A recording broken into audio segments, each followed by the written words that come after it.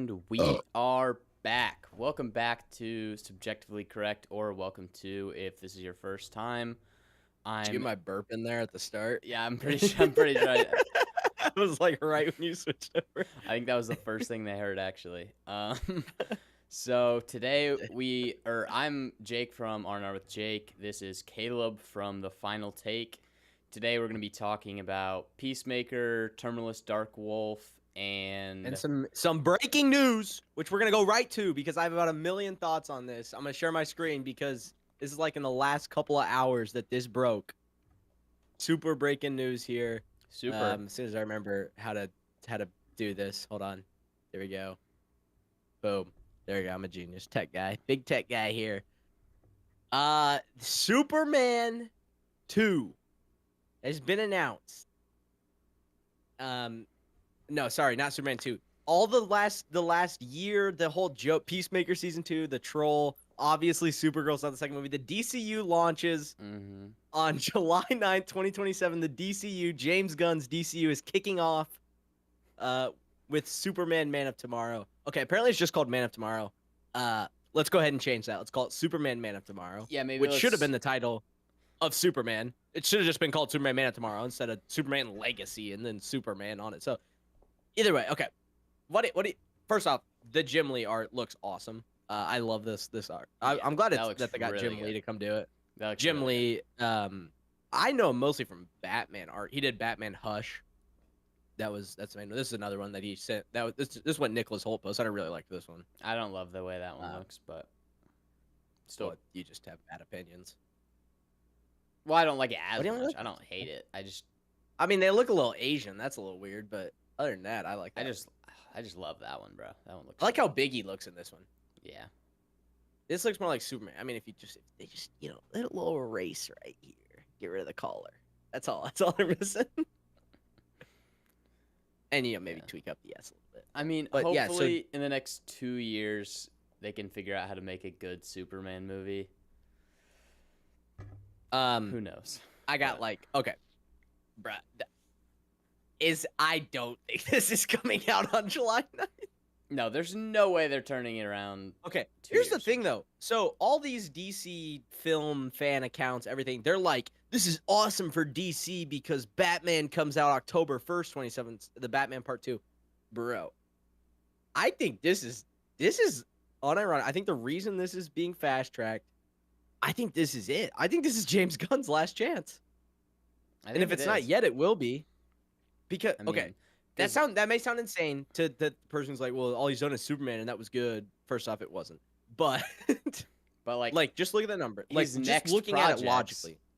Look at it logically, okay? The first thing in the DCU is Creature Commandos. Officially, I'm not talking about this weird timeline stuff. It's Peacemaker. It's not Peacemaker. It's Creature Commandos, which nobody watched. No one. Right?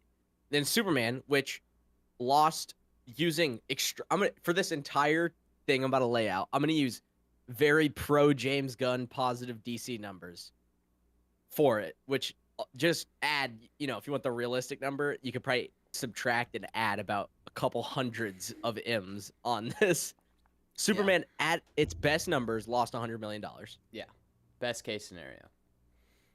Oh, sorry. Best case scenario, they also sold $20 million in digital somehow. They lost $80 million best case scenario. Yeah. That's the best case. Using their numbers and then just making stuff up with digital because why not? Help them a little bit. The 250 with 100 million marketing. Sure. That's 350 times that by 2. Well, you don't need to times the market. 500 million, 600 million. Maybe it broke even. We'll say that. Best case. It lost. It lost. Yeah, it did. It did. Okay, let's be honest. It did. It lost at least $100 million. Okay, there's that. The next thing, Peacemaker, TVMA. We're gonna talk about it. It saw the second episode was awful. We're gonna talk about that later. I mean, we don't have to get into it now, but I mean, nothing happened. Bro, I don't care about that. There was 2 scenes. Okay, well, hold on. Okay, anyway, let me get through this real. I'm gonna get through this real fast. No one's gonna watch this, and even if people started watching it, they're not gonna keep watching it. It's a TVMA show. It's not going to chart, I don't think, very high on Nielsen stuff. Maybe it will. Maybe it'll shock me. We'll see in a month when the ratings come out. Mm-hmm. Maybe people love it. Okay, Let's say that it's a stro. They're still not making any money. They're losing money on it because they're spending hundreds of millions of dollars to make this show.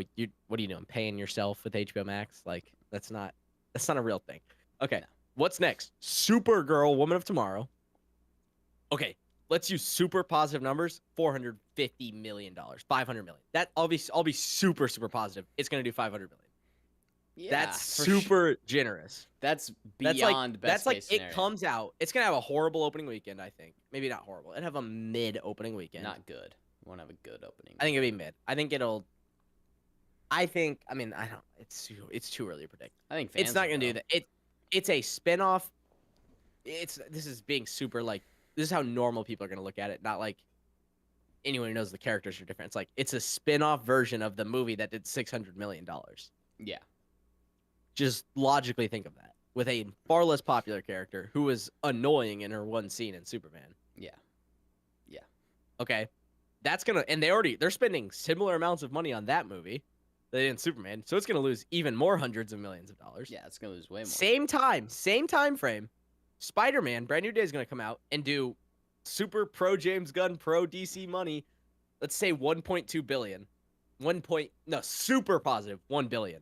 It's only gonna barely break $1 billion because it's Spider-Man. Spider-Man's breaking $1 billion.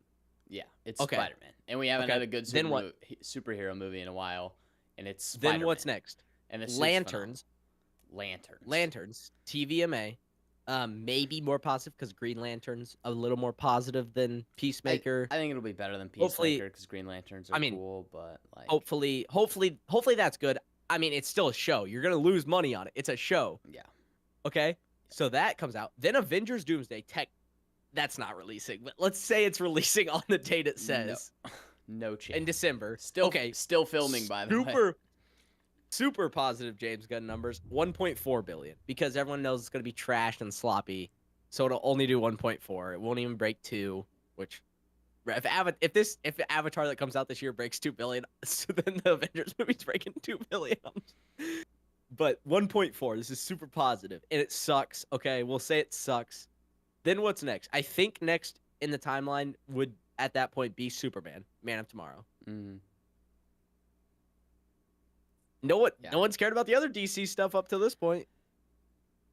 The only good thing they have is that Avengers Doomsday will either kill and murder off superhero movies forever because it's so bad.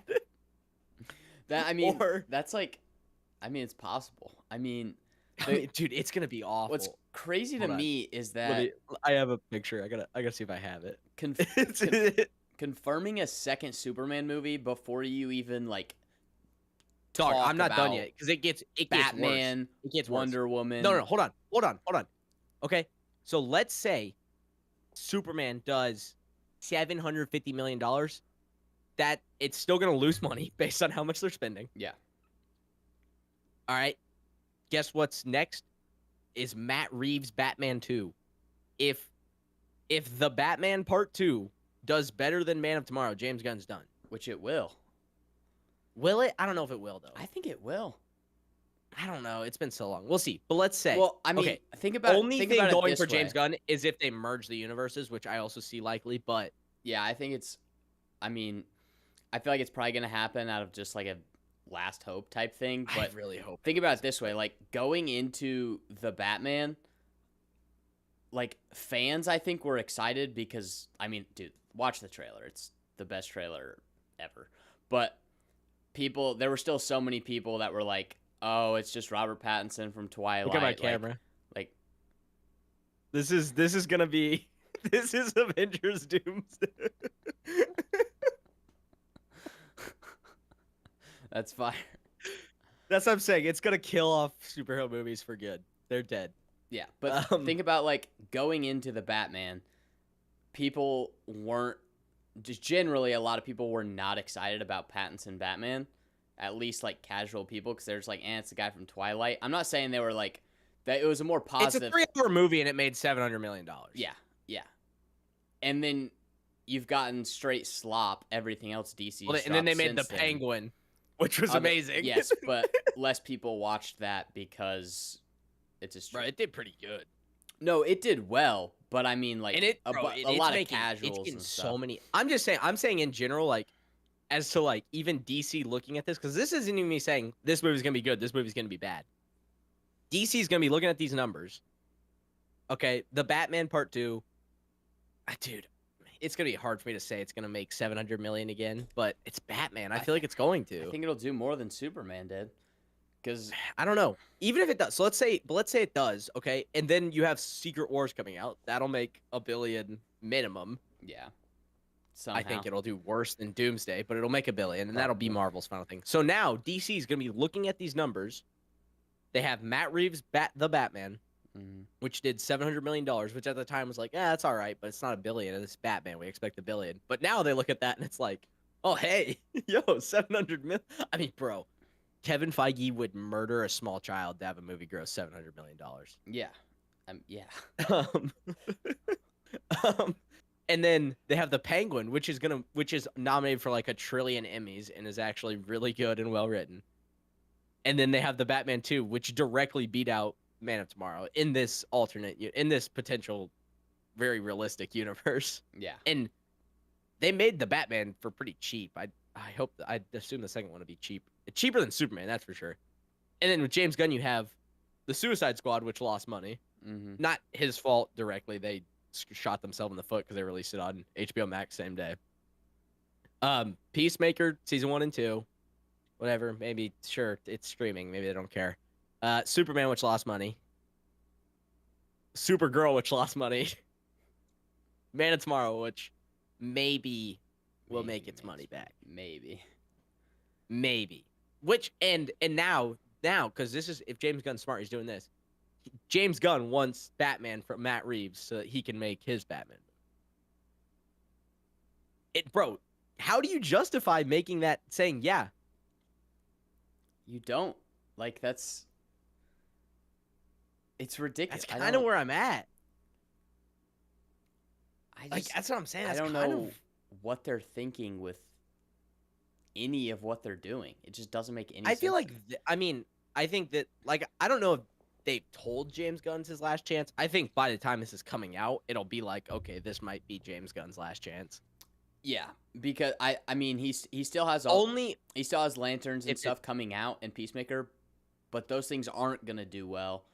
So right now, this is the problem. Is Supergirl, but by the time it comes out, a numbered metric. Supergirl's the only thing you're gonna get a numbered metric for. That's true. With the box office, yeah, it's not gonna do well. Peacemaker and Lanterns we're gonna get like. They're streaming, so you'll get streaming numbers. People are watching. Well, you get Nielsen. You get the Nielsen charts, like the watch hours and stuff like that. Yeah. And at least Peacemaker, bro. I'll give them a little credit. They didn't do the cheese where they drop 3 episodes in a day so that they can boost the streaming numbers. Yeah. Yeah. Like Ironheart or, Ironheart. I guess technically Ironheart. They were. Terminalist did drop 3, but like, they shouldn't have. Ironheart was because it sucked. Yeah, I think Terminalist there's a show that did it. There's a show that did it. Oh, Daredevil did it with. Yeah, they dropped 2 in the same day, and it still no one watched it, and they didn't even chart. They dropped 2 twice, but that was a different. That was because they needed to get the suit out there. Yeah, but still. Like just okay, but that's the point. They're gonna be losing money. Marvel will all of a sudden look like they're back, even like just from a number standpoint. Everyone will watch Doomsday and be like, "This is trash." But they'll watch. That's not true. People on Instagram will be like, "Oh my gosh, this is peak cinema. My favorite character was on screen for 5 seconds. Oh my god!" And then he got murdered. It's the best movie ever. And then he got murdered. I saw someone gassing up the Eternals too. They said because it was a joke on Instagram. We're so back. Well, it was a joke on Instagram. It was like, find yourself someone who does useless post-credit scenes that don't lead to anything like Marvel. And someone said, talking about The Eternals 2 and Moon Knight Season 2. I'm like, brother, what universe are you in? He had a low-key profile picture, though. So, yeah. What can you expect? But, yeah, dude. It's insane to me that I'm like, this is James Gunn's last chance. But, you know what? This is the only thing I'm not going to be black-pilled for because it's called Man of Tomorrow. So, and this art looks cool. That's fair. I just hope that he comes out and he's like, I'm not writing it. I'm not directing it. I'm going to be executive producing. We got, Kosminski or Macquarie, whoever, the guy who does the Mission Impossible stuff, maybe, or like any of those people. He's like, this is who's making it. We executed the cinematographer from the last one. That's on pay-per-view on HBO Max. You can buy that.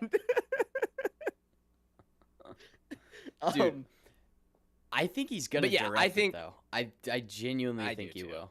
Like, I think he's currently writing it and directing. There's no other projects going on at the same time, like coming out, so he's directing it 100%. Yeah, I'm expecting this to be known James Gunn truth teller truth here, July 9th, 2027. Hell no. No chance. Maybe. I do think they're going to want to get it out. I think James Gunn wants it to get it out before the Batman. Desperately. So. Yeah. Because he wants to be able to, like, if Man of Tomorrow makes $600 million and then the Batman Part 2 makes $750 million, well, I boosted it and got... Yeah, exactly. But the problem is if the Batman 2 comes out, it does $1 billion, which is kind of a pipe dream, I feel like, at this point. But maybe. But, who knows? And then Man of Tomorrow does $800 million. Then it's going to be like... Then it's like... Then it looks real bad. Yeah. Because it's like the guy you wouldn't let make a movie for... Do you know how hype we should be? You know how hype we should be that we're getting a Batman and Superman movie in the same year? Like, less than, like, 3 months apart? And an Avengers movie. We just aren't.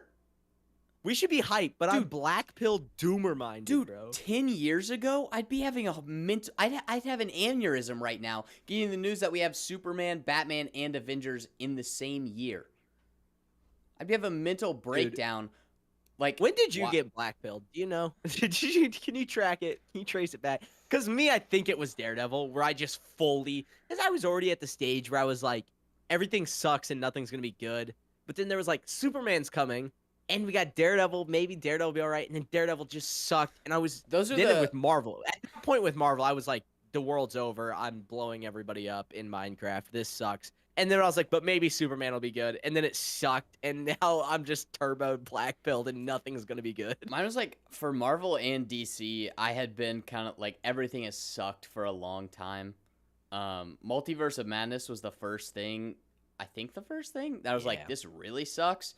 But Daredevil was the last thing for Marvel where I was like, okay, they can't make it. Well, Daredevil, I'll say that. I was black-pilled probably with, I mean, Eternals was bad, but No Way Home came out after that. Yeah, they still had good stuff after. Moon Knight, maybe? Moon Knight might have been when I was, like, starting to. I was still I think that was before everything kind of gaslit into thinking it was good. Well, Moon Knight was the first one where I quit gaslighting myself into thinking it was my fault or that it was good.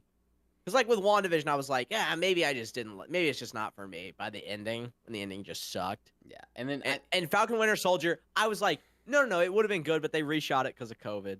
Yeah. And then... What else came out? What was the Hawkeye? I was like, no, it's good. It's got Kingpin in it, and that just sucks. It was terrible. It's got Kingpin and Haley Steinfeld's hot, and Jeremy Renner's in it, and I was like, it's peak. It's cinema. Jeremy this is Renner's great. Awesome. And also Spider-Man comes out, and then Shang-Chi. I was like, no, this is goated in fire. And it's not. Eternals. I was like, no, this sucks, but everyone knows it's gonna suck. Yeah. And it sucked. Wow, how about that? Shocker. What else came out? Spider-Man almost like this was peak, and it was peak. And then Doctor Strange: The Multiverse of Madness, I was like, it's going to be fire because I really loved the first Doctor Strange movie, and then it sucked, and then I wanted to die. And Moon Knight, I was like, this sucks. From the get-go, I was like, this sucks, bro.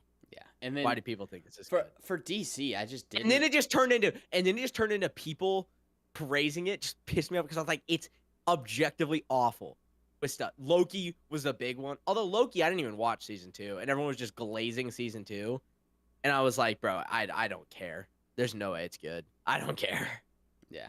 And then, I mean, for DC, it was like, I loved the Batman, but after that, all the, like, Black Adam happened and Shazam 2 happened, and it's like, okay, they don't make good movies anymore. And then DC, I always thought was going to suck. Shazam 1 was all right. I hoped Superman would be good. That was my biggest thing, I think, this year. I was like, I don't care about anything else. If Superman is good, like, I'll be happy. And then I cared about Daredevil. Sucked. Well, after Daredevil, I would have literally like if Daredevil was good, like I would have if there was a button to make Born Again a 7 out of 10 or never get a Superman movie again, I would have pressed that button. Yeah, I mean, Caleb, if I had to like personally like kill you. For a good Daredevil show, No, what? I'd think How am I twice, supposed dude. to watch it? I'd say like No, I put you on it. You had to get no, executed. no, I put you on. no. I'd be like, listen, Caleb has to live to watch it, and then we can put him down.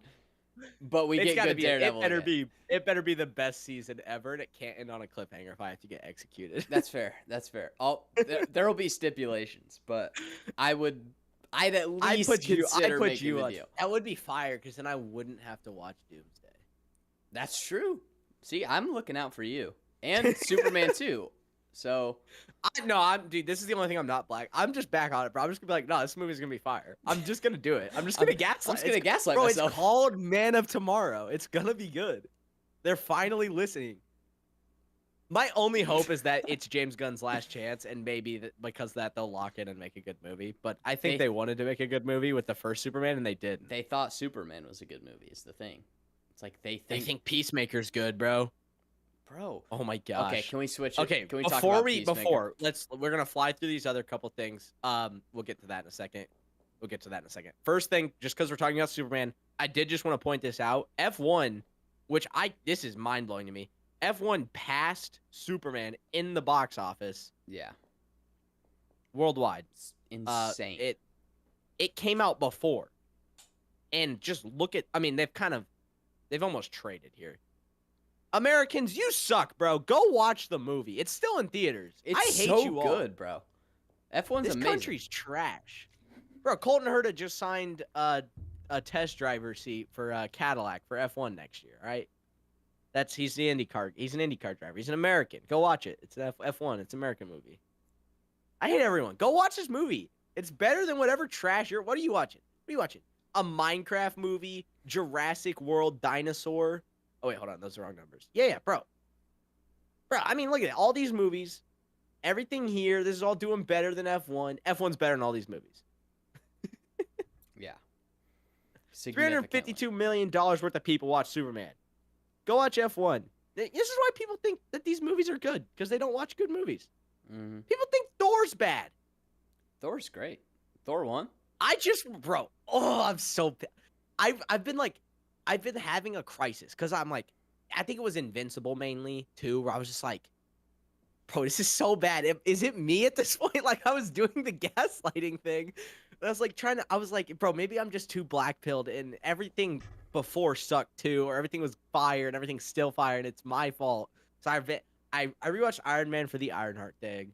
I rewatched the first Avenger recently, and I was just going to jump straight to Winter Soldier, but I was like, nah, I'll watch Avengers, but I kind of want to watch Thor before I watch Avengers.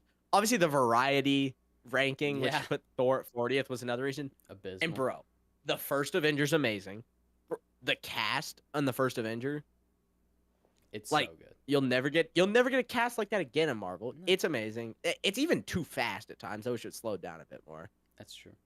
Thor 1, okay, it's not the greatest one, but the character development of Thor is some of the best in Marvel.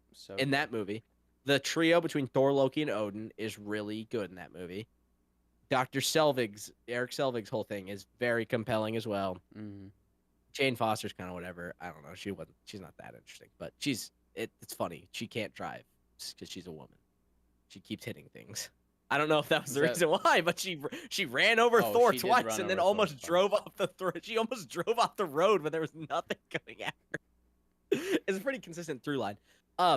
Funny enough, when I was younger, I used to be like, nah, I don't like Thor because it's too serious, whereas the other ones are funny. It's kind of the first one that was doing the, like, James Gunn, like, stupid, pointless line with Darcy. Yeah. Bro, but it was all over that movie. I'm like, oh, this is like some of these lines are what the new Marvel is. Yeah. On top of that, Lady Sif and the Warriors 3 are jokes of a characters. They suck. They did not develop them at all. I don't like. Bruh, I'm glad that they just got murdered without a second thought in Thor Ragnarok. They are so useless. Dude, they didn't even get like a single line of dialogue. Well, no, they were important. They were important in the story. I mean about them. Oh, dying. In Thor Ragnarok.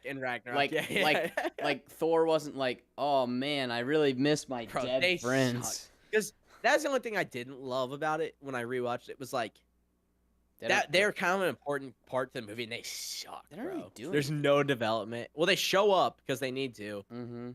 And then the destroyer comes and Thor's like, leave, and then they leave, and then that's it. It's like they start to help and they all get Also, like, Idris Elba was wasted in the demolished. MCU. Idris Elba's amazing, dude. He was wasted in the MCU. He was so good as Heimdall. Yeah. Well, I mean, that's the problem is Heimdall didn't really do anything. That's why he was wasted. Yeah. But Speaking of Idris Elba and potentially him being James Bond, which I don't think he has. I've heard apparently Henry Cavill's been shooting up in like the James Bond sweepstakes apparently over at Amazon, which is like who I would want to play James Bond. yeah, But in the meantime, we got some James Bond gameplay. that looks pretty good. I mean, oh, that was loud. Hold on, let me mute it. Yeah. I don't love like the HUD honestly, but I don't know, it looks a lot different than I was expecting. Yeah, I was expecting. Well, so it's IOI, who are awesome. They make Hitman. Mm-hmm. The Hitman trilogy, which is one of the best games out there. I was expecting it to look more like Hitman. I thought it was just gonna be Hitman, to be honest, which I was still down with. But like, dude, if we're getting missions and stuff like this, like, I severely, people were coming. Yeah, there's all the people talking about, hey, he doesn't look like whatever, this, that, the other thing, and they were complaining about whatever, this, that. This person looks a little weird, or look, bro, I don't care. Let me tell you something right now. I don't care. All right. I just hope the game's fun to play, bro. I'm just glad James Bond's like a straight white male, to be honest. Like, I hate that that's the criteria. I guess we don't know that he's straight. He might be gay, but Could oh, we be. got a little Deadeye action. Okay. That was literally just Hitman. Yeah. Hey, dude, I hope it's as good as Hitman. I hope it's better than Hitman. Well, ideally, but I mean, all this looks good. Like, look, the little watch is like this down here. It's like a watch looking thing. mm-hmm.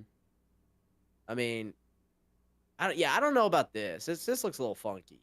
I don't know. I don't love that, but I don't know. It might feel better. See, it looks like game. you can see some stealth. Oh, that was cool. He threw the empty gun at him. Did you see that? Yeah, that was cool. Oh, I always throw the empty gun. I mean, he's catching the plane. Holy crap, dude. Okay, but yeah, this is a movie that ain't no James Bond. See, bro, people are like, I don't know. Some people just don't know James Bond. I don't think. Yeah, I mean, do you want? He's young. He's young in this. That's the whole thing. It's called First Light because it's an origin kind of thing. Yeah. Yeah, I don't. I just hope it's fun to play, bro. And the story's good, ideally, but I just hope it's fun. I'd like a good. I had fun playing Star Wars Outlaws, which everyone hated, and the story sucks, and the characters suck in Star Wars Outlaws. Abysmal. And most of the gameplay is trash, and I wish there were more planets. But I still, like, halfway through my playthrough, I was like, I'm still enjoying some parts. I'm having fun. I was like, this isn't good, but I'm not thinking about it, because I know it's trash. I was like, this is way Speaking worse of having than fun I playing thought it would video games, our goat's arriving into Marvel Rivals, which I have not booted up in a while. I don't even have it installed. He looks awful. Terrible. I mean, it's the bulky style they've had. Yeah. With the ones, but I don't like the suit. Why did they make him look all samurai type? Yeah. I don't know. I think this is a little trailer here. Yeah, I don't know, man. That looks insane. Why do you go Super Saiyan? It's Daredevil. It's like they wanted to do the MCU kind of armor look. I mean, okay, maybe like their own twist. I just hope that there's good DLC skin. Yeah, I was thinking maybe that isn't his base skin. No, that's his base skin. That's the problem I have with it. Hopefully, we'll get some like. Okay, the two skins. So wait, he's gonna play like a brawler kind of guy, like he'll be up in their face type guy. Yeah. How's he? I don't know. But I mean, he shouldn't have that much health. Well, he's gonna be. I mean, he'll probably be a beefier Iron Fist, kind of. Yeah, that's fair. Just because he looks bigger, I don't know if he'll actually like. I wonder. He might be like Captain America-esque, but with more movement. I wonder how he's gonna play. Well, so his ult will probably be radar sense, so you'll get a full like wall hacks 360. Yeah, but I mean, you're gonna need like a passive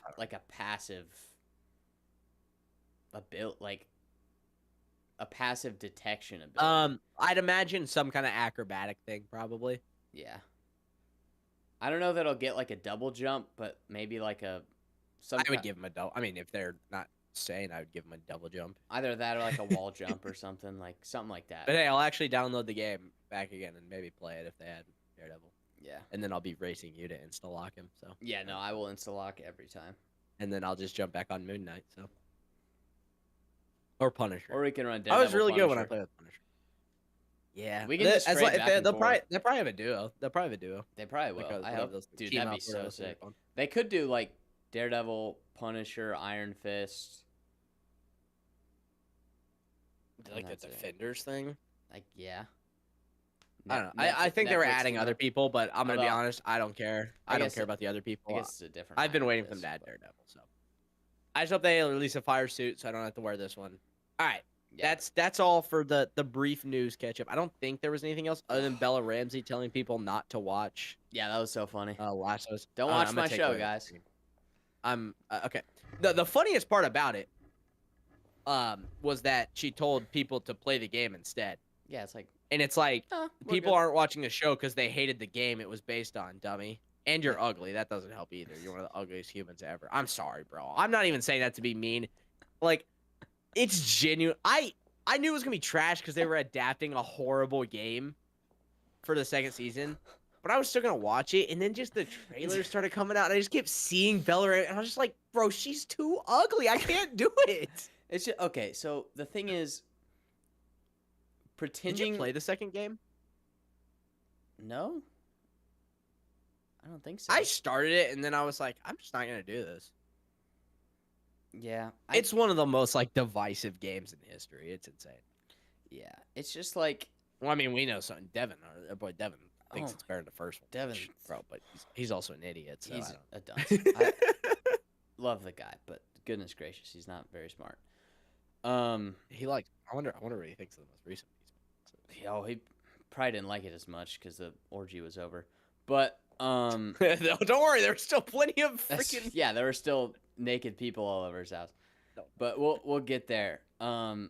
It's just like I'm not gonna pretend that Bella Ramsey's a good cast for the character. Like she just isn't. I was fine with her in season 1 because she looked like a child, and I was like, you know what? They needed an adult who kind of looks like a kid. You know, that way they didn't have to worry about like what. But then when she was there for season 2, I was like, no. Yeah, it's like she just especially when she's pulling Isabella Merced. Nah. Hell no, that ain't happening. Like, I know I'm not the spitting image of beauty, but bro, Bella Ramsey is ugly.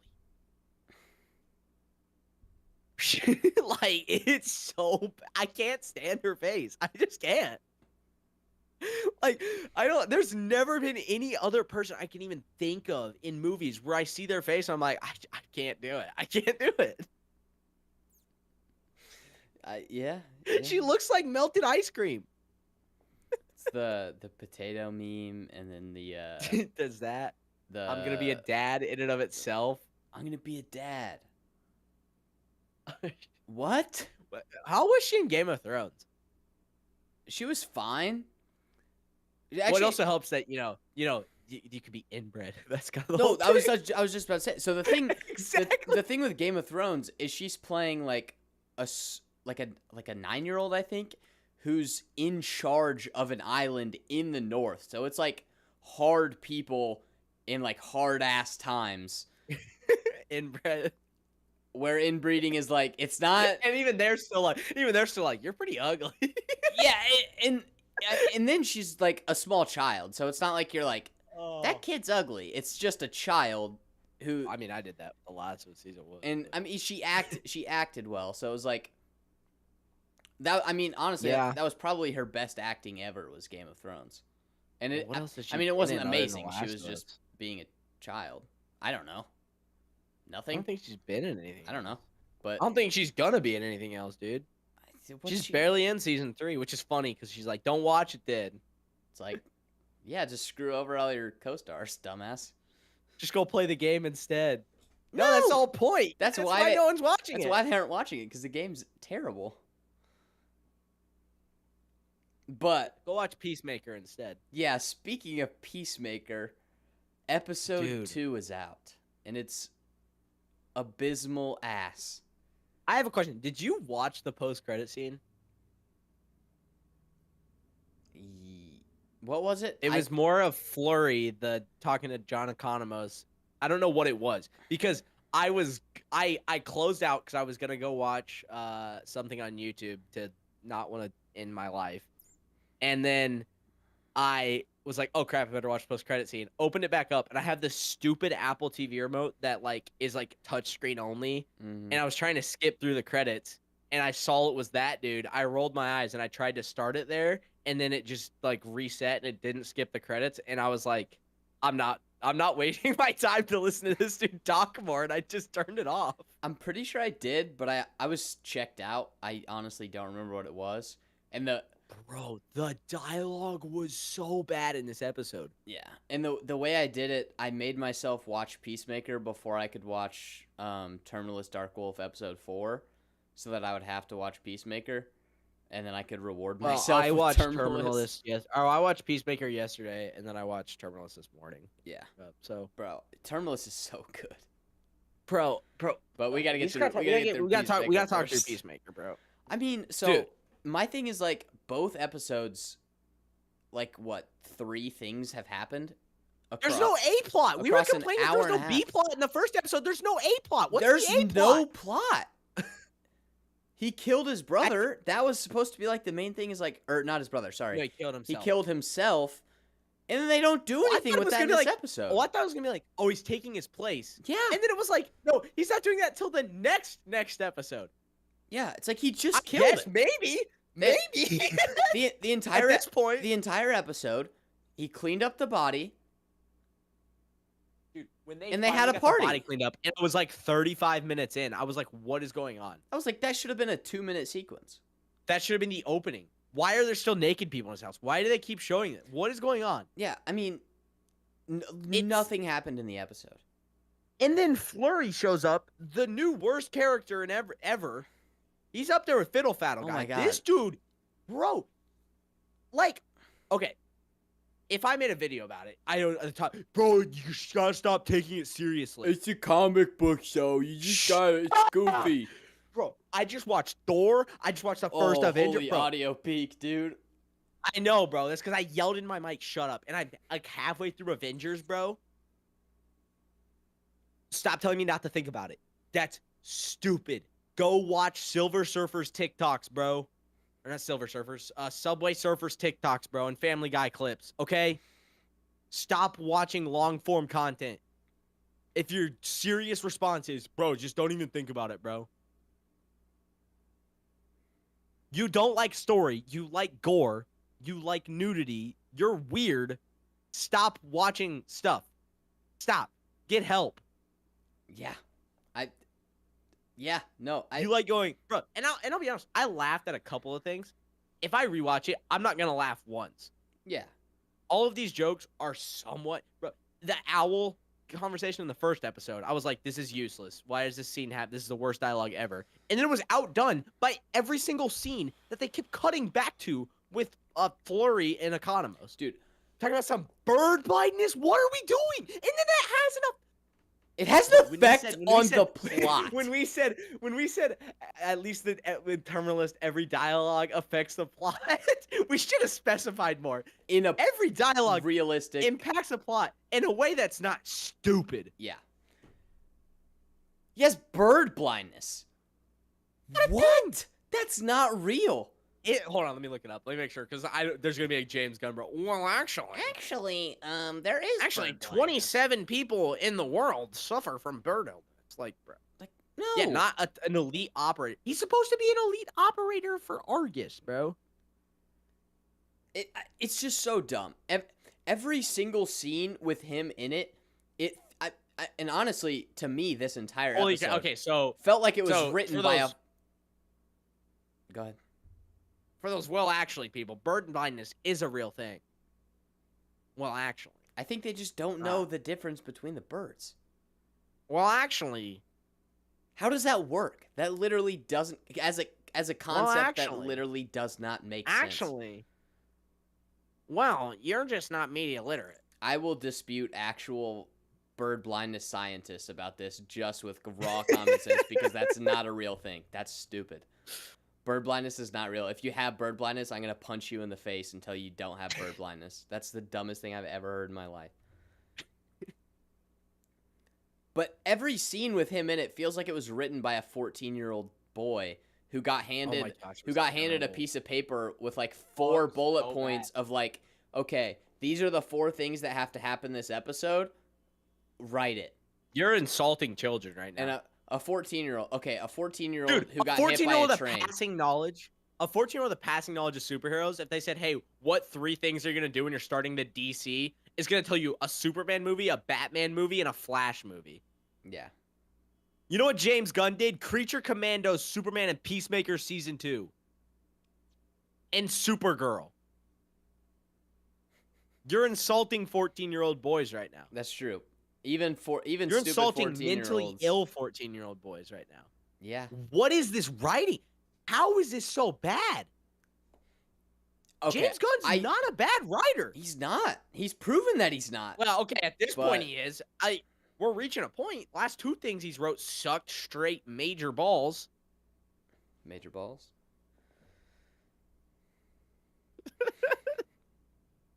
All right. It's a show reference.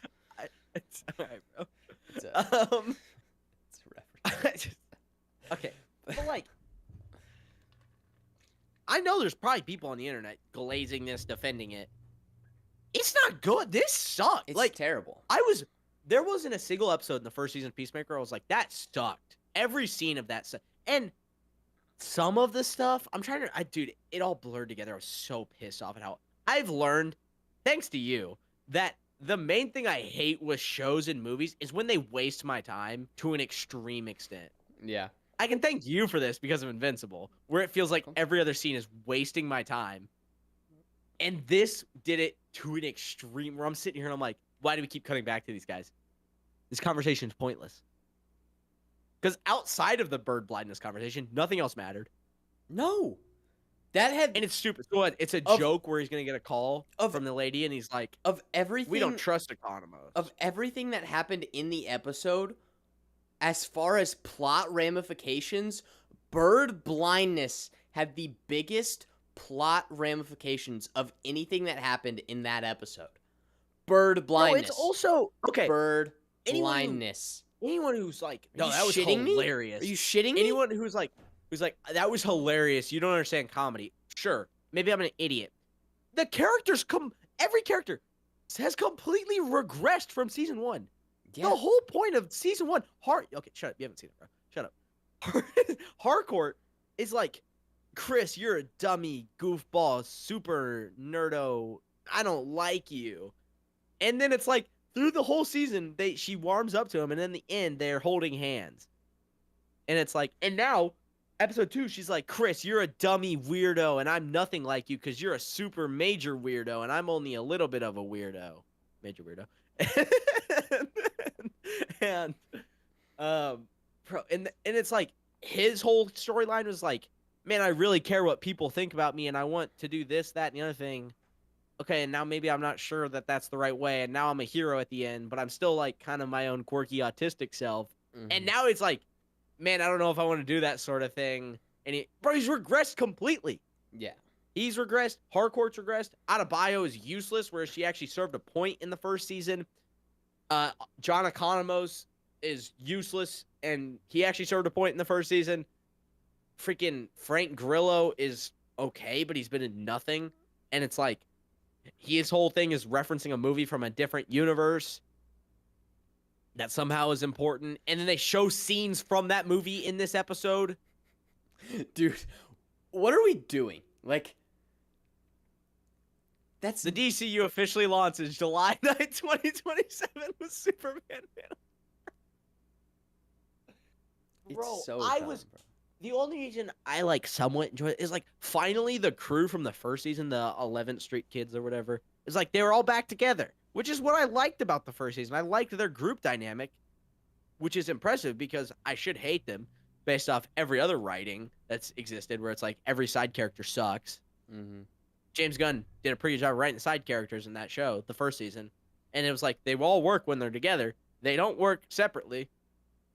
So this whole season they've been separate. I'm like, oh, they're together. And then nope.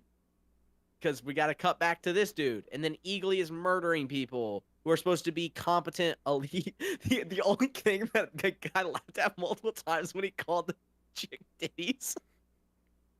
It got me so off guard. I was like, I actually did laugh. The one when she was like bleeding out and he said it, that one was funny. I felt like a 12-year-old boy, but it was hilarious. It just got me so off guard the first time he said it, and then he kept saying it. It was like the only time I was like, okay, this is really funny. Yeah, I was like, she's like bleeding out, dying, and he's just like, it's okay, titties, you're gonna be all right. It was just the way he said it the first time. I was literally like, it caught me so off guard. And then when he kept when it was super high stress because they were getting attacked by the bald eagle. And I'm just saying that because of how insane it sounds. Not a super powered bald eagle, by the way. Not some mutant bald eagle. And he's still calling them the nicknames. I was laughing then. I wish I wasn't laughing, but I was laughing then. Yeah, dude, I don't know. I don't know what happened to James. Well, he's getting word. At this point, if you can't, people are blinded by Superman. Whatever. The movie's not good. It's not written well. It's paced horribly. The characters suck. Well, not the characters suck. The character writing sucks. The biggest problem with Superman is he didn't let a moment sit. Yeah. In Peacemaker, there were multiple times where he let a moment sit. In Suicide Squad, there were a lot of those. In Guardians Volume 3... They let one scene sit the entire episode. Like, we spent, what? Yeah, well... 20 minutes at the party? They kept cutting back and forth to the Flurry guys so that they didn't have to let a moment sit. Yeah, him saying something stupid and useless. Oh my gosh, I hated him so much. The only thing I was trying to figure, I spent the first half where I didn't realize, I was like, okay, this sucks, whatever. I was trying to figure out what he's from. He's in Brooklyn Nine-Nine. He plays Jake Peralta's cellmate, and when he's undercover, he's Caleb the Cannibal Eater, the cannibal person. Yeah, he's a good comedy actor. He's playing the same character. Yeah. He's playing the cannibal guy. He's an autistic cannibal in that show, and he's the exact same. Oh, it pissed me off. I hated it so much. I don't get it, because I know people are praising this somehow. Like, are you mentally damaged? Dude, I don't know. It's just so bad. Like, at least when people praise The Boys, I'm like, whatever. Maybe you're 17. I don't understand how a 17-year-old could like this. It's boring. There's no plot. I mean, it's just... By the first episode of Peacemaker, we knew they got to go get Project Butterfly. There you go. A plot. Peacemaker Season 2. What's the A plot? Orgy. There was kind of a B plot in this one, I guess, with Florian trying to, steal the pocket dimension or whatever. Yeah, I mean, this one had a B plot, and then it stopped having the A plot. It's like they're choosing one or the other. It never had an A plot. The A plot was introduced. Yeah, that's what I'm saying. The A plot was introduced in the end of episode 1, and then they were just like, anyway. We'll get back to that at some point. Bro, James, we get it. Your wife's hot. Congrats, bro. Yeah, cool. Your show sucks. Good for you, bro. Your show sucks. I mean, he spent 2 minutes just scrolling through pictures of his wife. It's like... I know half of those are from James's phone. Like, James, what are we doing? Bro, and then he's got all these ugly naked people in his show. Yeah. It's like, what's wrong with you, dude? Are you okay? Are you good? You're directing Superman? You did that? Doesn't even feel... He didn't direct this episode, I guess, but I mean, he wrote it. I'd hope. Okay, so he wrote it. So it doesn't matter. Yeah, but he wrote in the orgy scene. There's no style. The Suicide Squad has a very specific and obvious style. Mm-hmm. And it's fun. It's very Guardians Volume 2 style, similarly. And it's like, how is he getting worse? I figured he would have made something better than his last thing. But he hasn't. He's gotten significantly worse.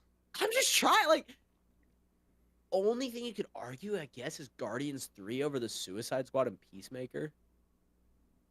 I have to I haven't seen Guardians 3 since it came out, but I think there's probably better character work in Guardians 3 than there is in Peacemaker season. Well, I don't know. Peacemaker season 1's got probably good character. I think I think the Suicide Squad was better than Guardians 3. I rewatched the Suicide Squad. I'd have to rewatch Guardians 3. The Suicide Squad, everything with Idris Elba's Bloodsport and Ratcatcher and King Shark, and that's fine. Everything with Margot Robbie's Harley Quinn is awful. That's true. I kind of block every time I think about that movie. I block out that entire. That's because it's not important until the end, and it's but it's literally half the movie. Yeah, and it's so stupid.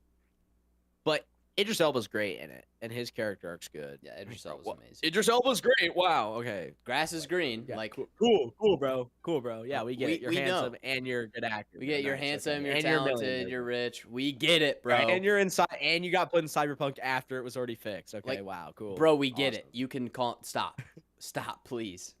Leave something for the rest of us, dude. I hate Idris Elba because he's so awesome. He's so cool and awesome. I hate him. Not fair. He was in the only Pacific Rim movie, and he was great in that. Since there's not a second one. No, Finn. Finn's in it. Remember? There's not a second one. You know Finn? There's John one. Boyega. You like? There's one. Pacific John Boyega, Rim. big movie star. I love John. Big movie star John Boyega. You do? Why? What good? What was he in that was good? He wasn't, but he hated the sequels. So. No, he also said that. I hate him, dude. Have you seen the clip of him going like, people didn't like the sequels because Finn was black, and they don't like it when a black guy's the main character, or like they don't like black people in Star Wars. Have you seen that clip before? I don't think I have. Bro, I get on Instagram every 3 weeks. I get on Instagram every 3 weeks, and the comments are always gifs of Lando and Mace Windu in the like comment section. Like dude, he's such a dummy. Yeah, I can't Yeah. Only clip what they're making fun of They Fly Now. That's the only clip that I can think of where I'm like, ha, John Boyega. That's fair. He was in the worst 3 Star Wars movie, and it's a bad Pacific Rim movie. Doesn't exist. There's one Pacific Rim. And then he just complains. No, you can't. Indiana Jones is the only franchise that gets that it doesn't exist. No, I don't care. There's one Pacific Rim movie. I do not care. There's not a second one. Indiana Jones. There's a the fan only film. one where it's like Indiana Jones. There's what? There's three movies. There's no game, and there's no movies after that. Yep. That game that doesn't exist is one of the worst things that I've ever not played because it doesn't exist. Boring.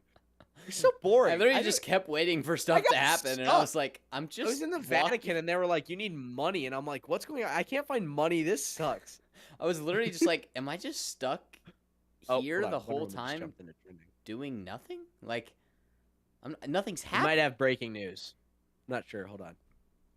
Wonder Woman just jumped into trending. Ooh. I don't know if anything. Still before DCU Batman. Hold on, let me make sure. I'm gonna check some stuff real quick, but I don't think there's anything. I think it's probably because they announced the Batman. Yeah. That they're talking about Wonder Woman. Probably that's why it's trending. But let me check. Does James Gunn even use Twitter, or is he on Threads exclusively? I think he has Twitter. Pretty sure. Yeah, he does. Cool. Yeah, I'm not seeing anything about Wonder Woman. So. All right. Yeah, dude. Peacemaker. Hey, but the good news is his most recent tweet: Peacemaker episode 3 tomorrow, 9 p.m. Eastern. He's driving a motorcycle. Okay. This is it. I mean, if this sucks, I'm just gonna be like, okay, the whole show's gonna suck. It looks like they're finally starting the A plot. Episode 3, by the way. That's ridiculous. Can we talk about Terminalist so I don't want to die? Bro, I don't understand people. I don't understand how you could like Invincible. I don't understand how you could like Peacemaker. I just don't get it. I don't get it. It's broken my brain that these are like. I think I shouldn't have watched the first season of Peacemaker because I somewhat enjoyed it and I liked the characters. And now it's like, yeah, how about you just die? Everything sucks. Pretty much. Bro, I should just quit watching stuff. I should just crawl into a hole and never watch anything ever. Dude, you remember when when Marvel put out a trailer and it was like, I gotta see this, and then I gotta watch the new Rockstars breakdown, then I gotta rewatch both the trailer and the new Rockstars breakdown. Do you remember that? Yeah, dude, it was like I'd watch the trailer, I'd watch a breakdown, I'd watch 3 other breakdowns, I'd rewatch the trailer 4 more times, and then I'd theorize, I'd watch other people theorize, I'd talk to you about it, I'd talk to my brother about it, I'd talk to everyone I know about it, I'd tell my parents about it, they didn't care. And now I watch the trailer And now I'm it's like, ugh. now I don't even watch the trailer half the time. Dude, I used to be like, oh my gosh, there's a 3-second video clip put out on Marvel's Instagram that I didn't see because I don't have Instagram at the time. And it's like, I got to figure this out. I'll go watch the new Rockstar's 10-minute breakdown of it. And it's like, bro, yeah. I used to watch red carpet live streams, bro. That's how good stuff used to be. I hate the world. Bro, that lab scene in Avengers where they're all arguing as like It's like oh my god. Joss Whedon made that. Joss Whedon. What happened? Bro, it's the scene directly after the best Black Widow scene in the MCU. Dude, Black Widow deserved a good movie. Scarlett Black Widow Johansson and deserved Hawkeye. They should have just made a Black Widow and Hawkeye movie. about freaking Budapest, dude. That's what it should have been. Scarlett Johansson deserved a good Black Widow movie, and she got the movie she got. And then she sued him, and then they're like, we'll put your name in the credits. And then she was like, can you maybe take it out of Thunderbolts? It's like, can you please not put me in there? I hate you. That's terrible. Well, it was like, you get to be a producer, so you get money. We'll put your name in the credits. And then Thunderbolts came out, and she was like, I don't want people to know I was associated with this. It's like, nah, I'm good. I'll pass on bro. that. I mean, dude, it's like every scene in Avengers, there's a little bit sometimes where it's like, okay, that's a little bit too Joss Whedon, but bro, the movie's amazing. Like, Yeah. bro, just all of them arguing in the lab. It's like, oh, It's like, bro, where did you kill those writers? I hate it, bro. I like- hate it.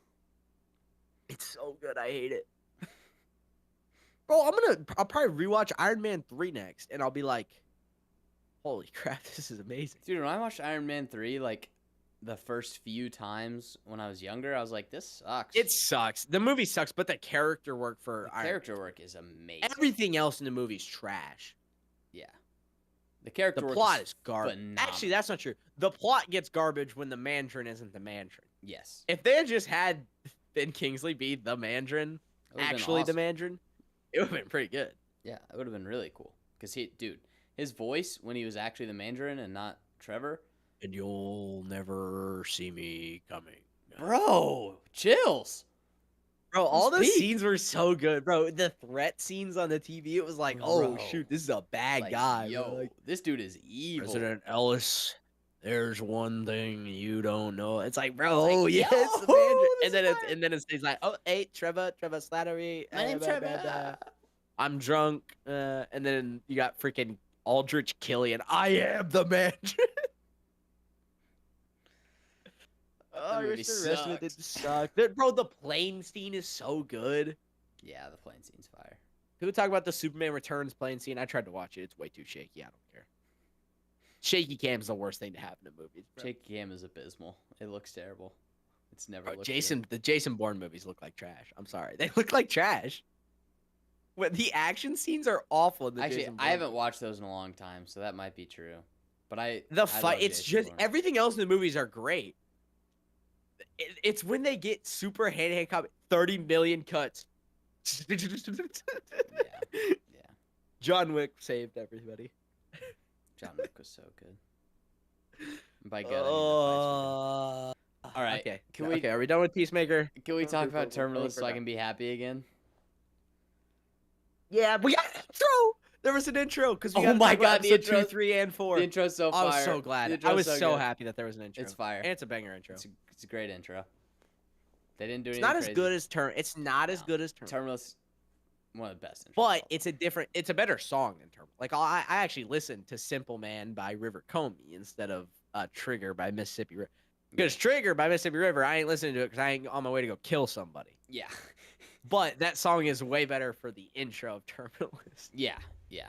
It does a great job of setting the mood. Did you? I'm sure you've caught it at this point. How it's like the final scene, is of the intro is him standing there, and then you see the gun, like the guy armed with the gun, reach out, but it's not. It's just a shadow. You notice that, right? 'Cause Yeah. Reese is obviously there to shoot him. It's the scene from the ending, bro. Yeah.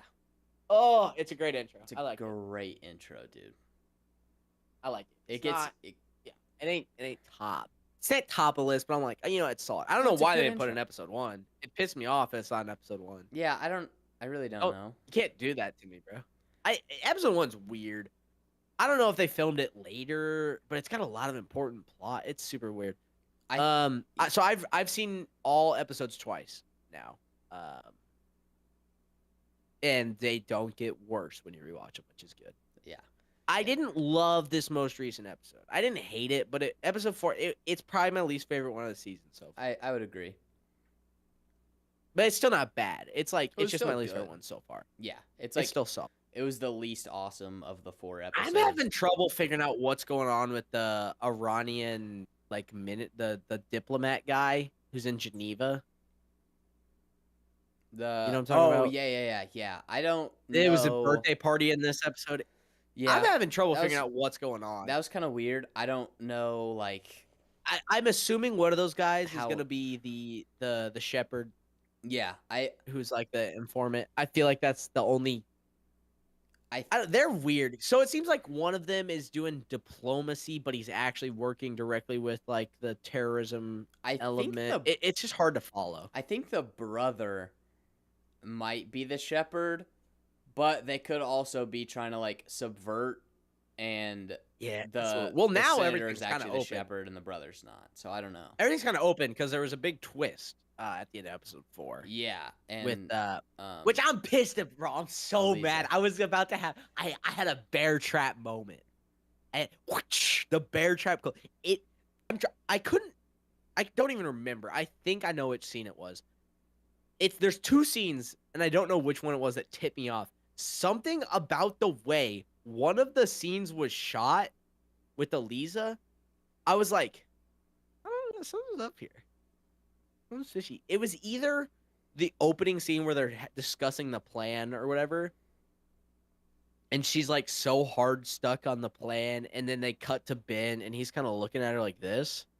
And I was like, did they want me to interpret something about that? It was that scene, or it was the first time they were in the tunnel, and she like disappears. It wasn't even that she disappeared. It was that she came back, and for whatever reason, when I watched that the first time, I was like, she's gonna lock him in there or something. Yeah. Something was already triggered by then, where I was like, I don't trust her. Yeah. And I'm so mad because I was gonna predict that and look like a genius. Okay, maybe it's not a genius because there is a book, so technically people could be like, "No, you just read the book." That's true. But maybe is there a book? I don't even know if there is a book. I don't know. I don't know. This is I don't based know directly on a book. which. I don't know. But, Oh, by the way, I can confirm there is a book about James Reese's dad. So if they continue down the prequel route later, that would be a good one. That'd be cool. Vietnam SEAL be badass. That'd be awesome, dude. That'd be super. Yeah, I was mad about that I couldn't bear trap predict that twist. I was pissed about that, but it also kind of blows open a lot of stuff. So yeah, I guess Landry Giga Chad based because he was getting handsy, but it turns out she was a bad guy. He wasn't. No, he was getting handsy with the child. No, Well, it's like not the child. 25-year-old, but no, Yeah, but she betrayed him too. wait, she did? Because she was making the charging port. Oh, right. That was when Yeah, he it was broke both of them. It was in. both of them, yeah. Also, the only complaint I have about that scene, I think in real life, 2 Navy SEALs would have beat the shit out of that dude. Yeah, they would have. Especially because they already don't like him. They wouldn't have beat. They would have killed him.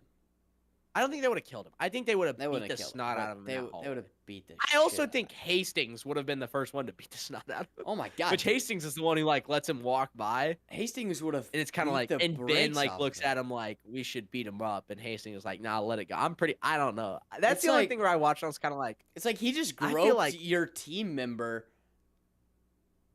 and then like was Yeah. about to rape maybe they her. figured then maybe they also would have been like They should have. the knife was enough. But that was the only thing where I was like, where I was like, They okay, would've maybe beat the shit out of I that think guy. 2 SEALs, no matter if they thought the knife was enough, would have beat the snot out of that guy who they already didn't like or trust Yeah, because he was working against their back. Like, yeah. that's the only thing I was kind of like, okay, whatever. My other question: who should Hastings actor? What superhero should he be in the DC? That's a good question. Oh, we didn't talk about this in the breaking news, but it's another thing that Paramount secured a deal with Call of Duty to make a Call of Duty movie. And I only bring that up because I think Hastings should be either Ghost or Soap if they do Modern Warfare route. I agree with Which that. it's a different accent than the South African one he's doing, But he but could do it. somehow the way he talks reminds me of Ghost a bit, but also the way Soap says Roach in MW2. Roach, Yeah. Roach. Yeah. I That think reminds he me of could, Hastings. So he could literally just adjust his voice a little bit, and he's a little he could do too either. lanky. He's a little too tall. Yeah, I think he's too big. But I don't know. I mean, I guess they're operators. He's too. It's not that he's too big. It's that he's not. He's not Alan Richson size. Like he almost he looks more lean. You know what I'm saying? yeah, he's like a more functional jacked. The only Like- superhero that I keep thinking of when I see him, and it wouldn't work because I think he's too old and he doesn't have the right hair, is Dick Grayson. He's got the right build to be Dick Grayson. Yeah, if he was like Now- 8 years younger. If like age and none of that was relevant and like hair color didn't matter, Alan Richson, Batman, him, Damian Wayne, that would be they because they almost look similar enough. The only reason I say Damian Wayne is because that's his 'Cause only they look similar. biological. Yeah. Well, it's biological. Yeah. That's what I'm saying. If age and like you didn't have to worry about the other stuff, they almost have a similar enough style that it's like that's who I'm thinking. But yeah, he's got the Nightwing build, but I think he's just too old. Yeah, he's too old to be Nightwing at this point. But Plus, James Gunn is not making another. James Gunn's still not defending. no, I mean, no, that's not gonna happen. Yeah, but episode 2 was you first off they deal with the fallout, so it opens with them and like standing in attention, and they come out and they get their wings taken or whatever. Dude, the Um, Lieutenant Cox, his like speech about the wings and stuff, bro. Yep. That was fire. Yep. That was fire. I literally I looked for it on YouTube to try and use it for my cold open in my video, and I couldn't find it. And I'm YouTube. You're gonna have to sail the 7 seas if you want to do it. yeah, I'm pissed. You're gonna have to sail the 7 seas and OBS screen record it. True that. Yeah, so there was his speech. There was Reese trying to take the fall. Hastings being like, "No, I won out," but Reese was like, mind blown, which is awesome. I like that they're doing a little more character work with Reese because James Reese is a SEAL, and he would not be able to comprehend anyone ever not wanting to be a SEAL anymore. Yeah. That's the whole thing. Like he should have retired long before what happened in the season 1 of Terminalist. Yeah, It was 'cause kind he of the thing in also- the book. I mean, yeah, he's a SEAL for like Wasn't Dark supposed Wolf, to go back. in Dark Wolf. He's in a SEAL for Terminal season 7 1. more years or 8 more years. Well, so in season 1 of Terminalist, that last op he went to, at least in the book, I don't know if they really ever specified in the show, he wasn't supposed to go to that op. He was like supposed to be done before that op, and he was like, "Nah, just one more." And then he went, and obviously everything went to crap. And then yeah. that was part of his whole guilt thing too, with his wife and daughter dying. It was like, well, if I just didn't go on this one op, then that whole thing. But yeah, so and also Hastings kind of inspired him to join the SEALs. It was also his dad. It's a mix of those two things. And he wants to take the fall, but Hastings is ready to get out. So Hastings gets discharged because he's a commissioned officer, whereas Edwards gets demoted essentially because he's an E7. Yeah. Because he's a chief petty officer, whereas Hastings is lieutenant. So Edwards still serve out his contract or whatever, but he's gonna have to do it sweeping up on a ship where what's his face? Mr. Jedediah. What's his last name? Haverford. Yeah. Okay. He says like you're lucky they don't give you a loaded weapon, so you don't use it on yourself. And he obviously offers them their chance to come fight to get their revenge on Denawi, whatever his name is. Yeah, and they go to the club. Well, they go back. First off, they go to the thing and they find out they're working with Mossad. small critique here. Tal needs to be more autistic because Mossad actively uses the autistic people conscripted in their service to do the tech stuff. That's not even, I'm kind of joking, but that's also like 100% a true fact that the Israeli military does. Because I think everyone in Israel has a required military conscription of some kind. Yeah. They actively have the autistic people do the tech stuff. Which is funny, but also smart.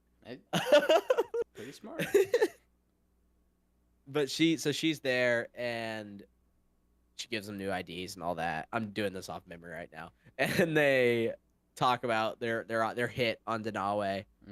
So I believe the initial plan is that they are just going to capture him. They're not going to kill him. Yes, it was to capture and kill if necessary.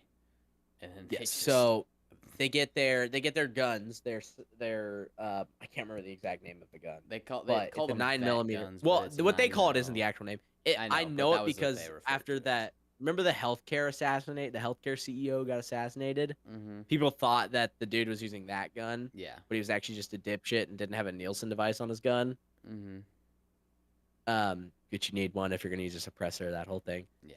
But it was Brandon Herrera had a video about it, and he used that gun specifically where you have to pull back on it and eject it manually. They use that gun. It is very quiet from what I know. It also kind of just, I don't know that it's that quiet. I think they were more like, it's like a suppressed 22, because 22s you have to do that, and 22s that are suppressed are real quiet. Some 22s you have to do that, and those are really even a non-suppressed 22 is like pretty quiet. That's what I'm saying though. But like with how quiet it was, where they were like shooting it indoors, it's like that's almost. I mean, at least it was 9mm instead of 45, so it kind of, it's a reach. But like Hastings pissed about that. Hastings knows dude ball. likes his dude. Hey, Hastings and Boozer like them their 45s. Not trying to poke holes. Remember that was the whole thing in season in Terminalist. That was such a good plot point in Terminalist season 1. Boozer. Boozer's. It's like, Boozer I'm not no saying sissy. He's not gonna kill himself with a 9mm. I'm not saying he wouldn't kill himself. I'm saying if he killed himself, he wouldn't have used that. He wouldn't do it with no 9mm. It's like, he wouldn't use that Glock. He hates that thing. He wouldn't use. Well, I guess it's not a Glock. It'd be a Sig. Probably. I think it might be a Glock in the movie, but it'd be a Sig P320. Ironically, if it was.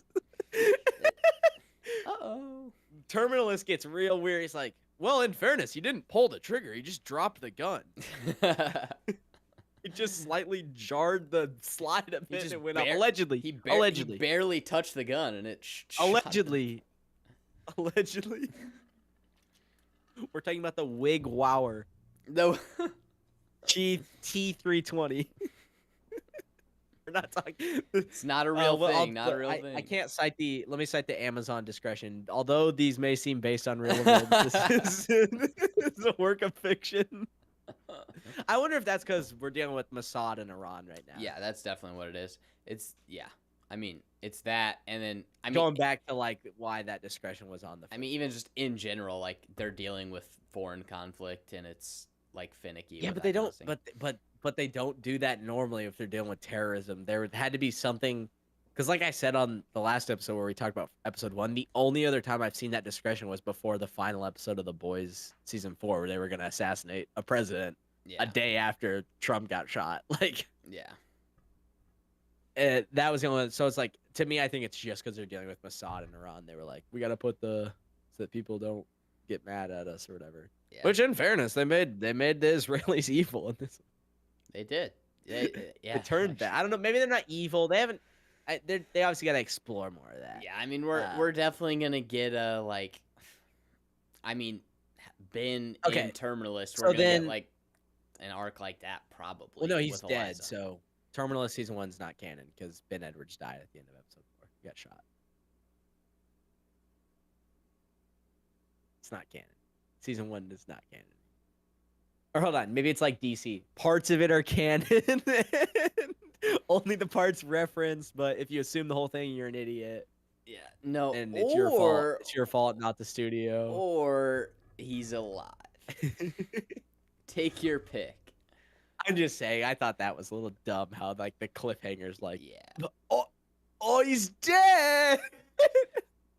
I don't think it was supposed to be that. It was supposed to be like Okay, her they turning on better him was the explain. thing. I'm just saying they better explain why she didn't double tap. Just Why double she tap to the didn't head. shoot him in the Yeah, head. Yeah.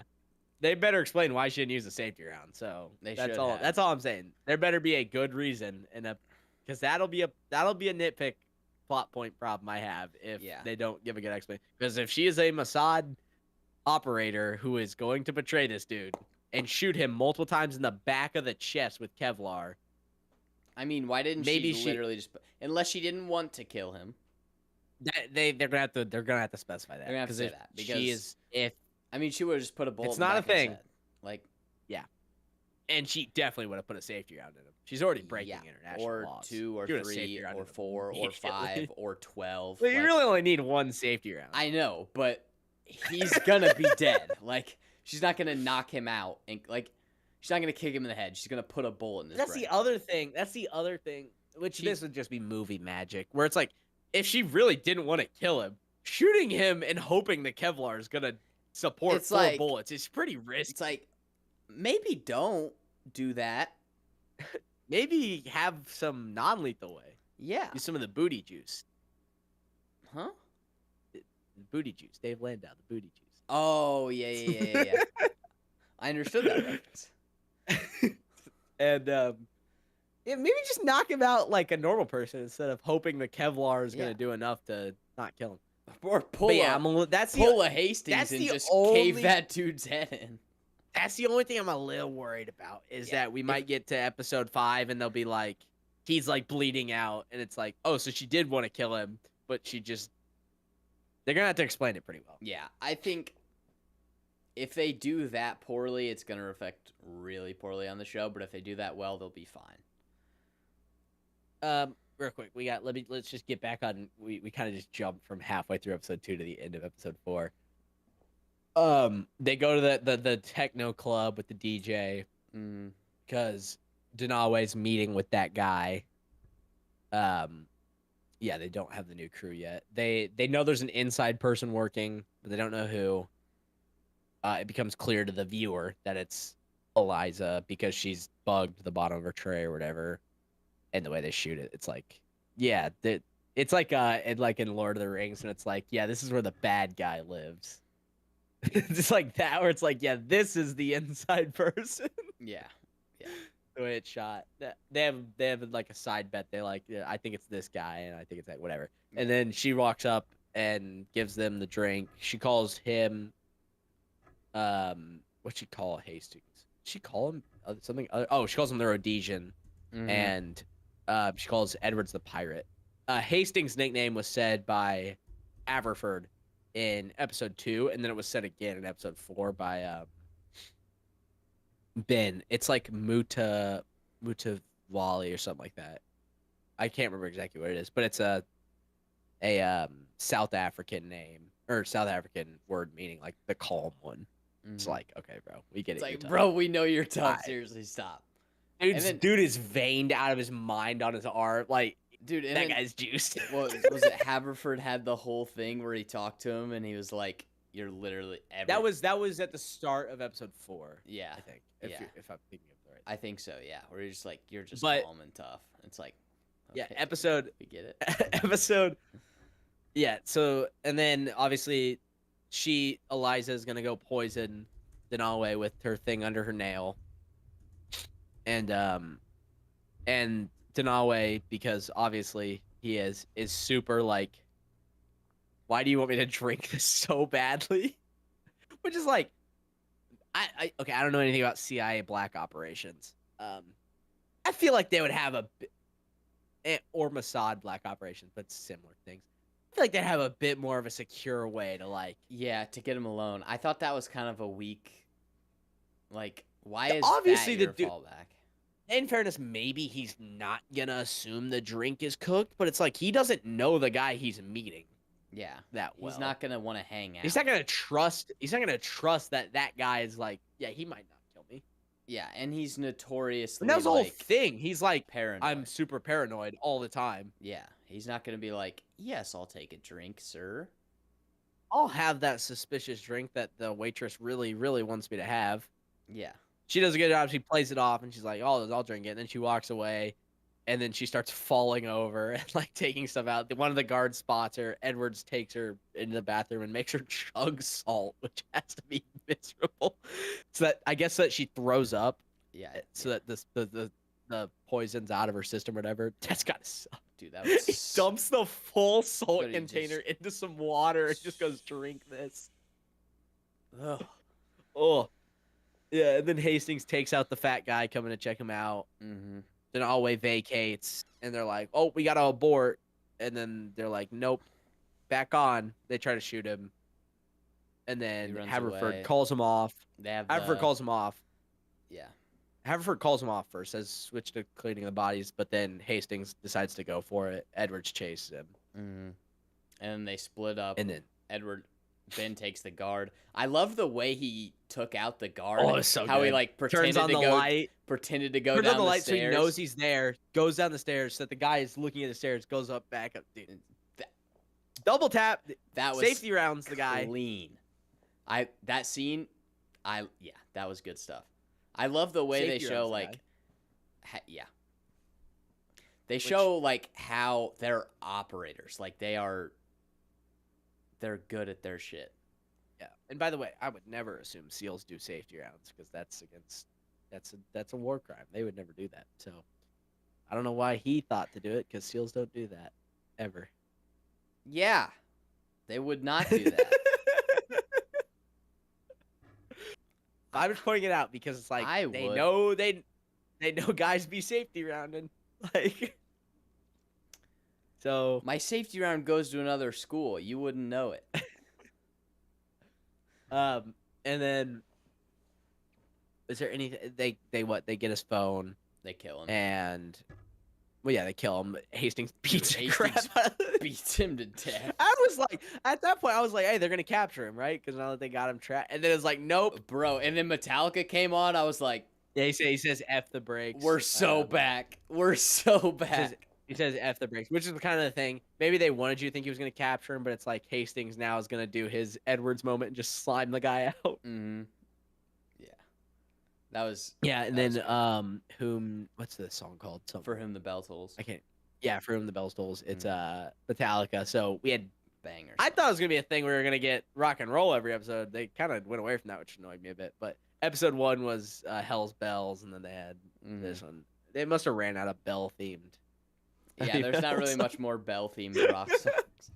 They burnt. Whatever, They burnt but through them all. I was hoping there was gonna. Yeah. Yeah. Episode 3. Intro again, banger intro. Great intro. Yeah, it's on. So I guess we didn't really even describe the intro that much, but it's on the boat. So it's on his yacht from the ending of Terminalist season 1, and it's like the normal lighting shows the boat normally, and then it's like a shadow covers it, and it cuts to like his SEAL stuff. Or there's one where it cuts to pills and alcohol, Mm-hmm.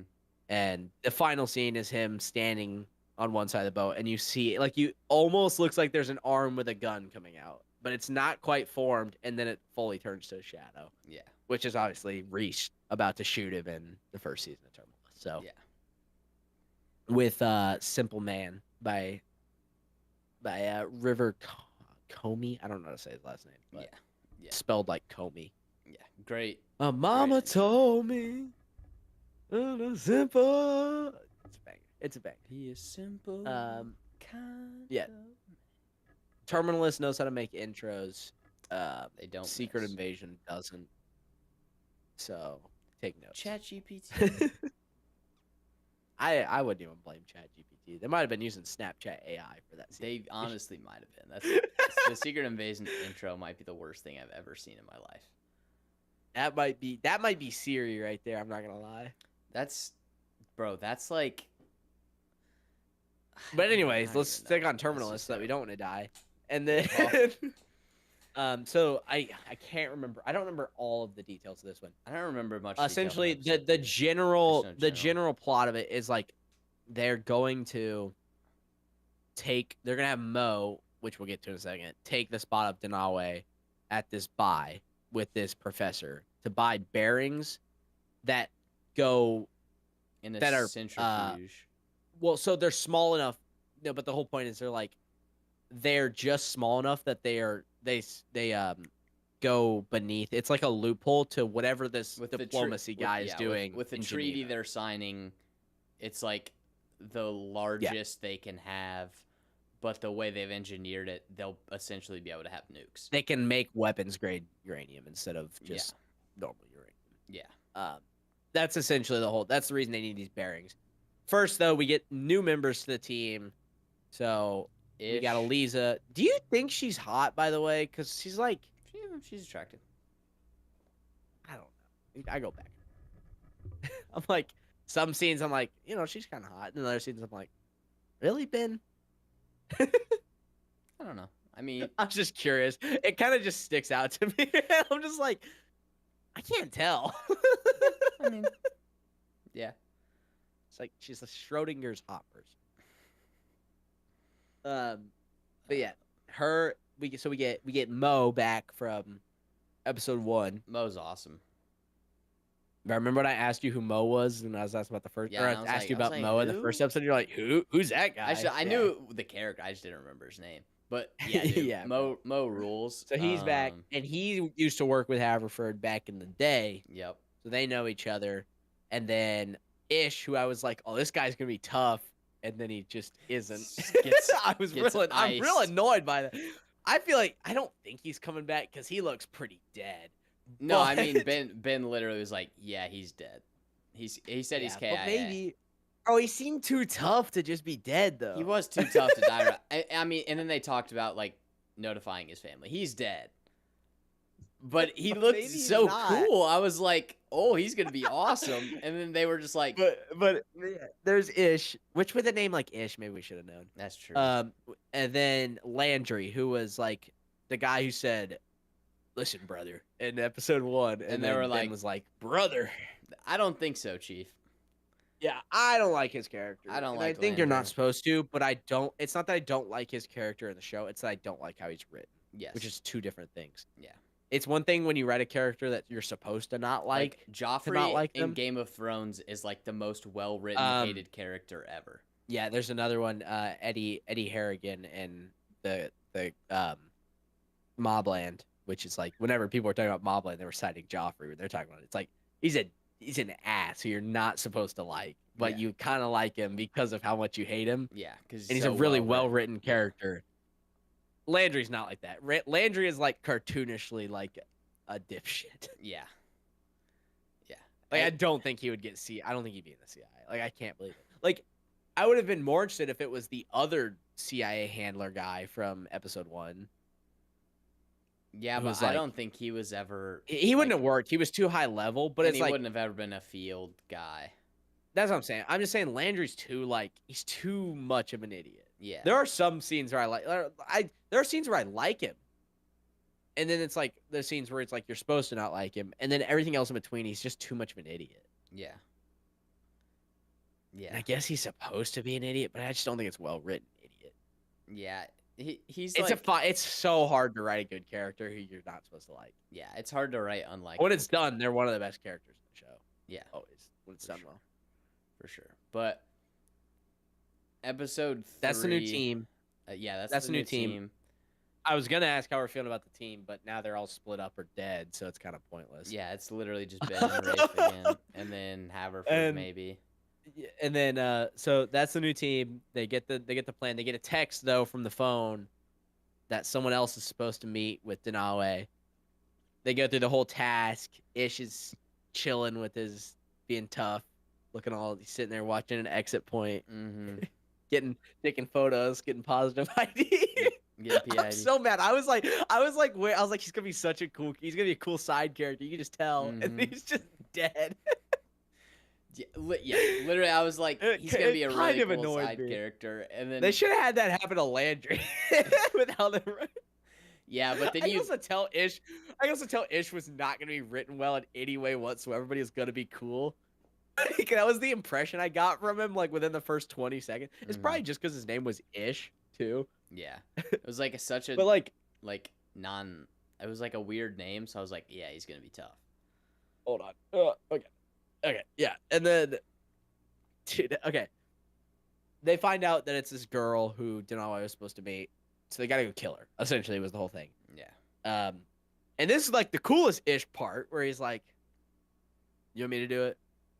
And we get a little bit of look into Moe's character where he's like, well, Mr. Jed asked me to.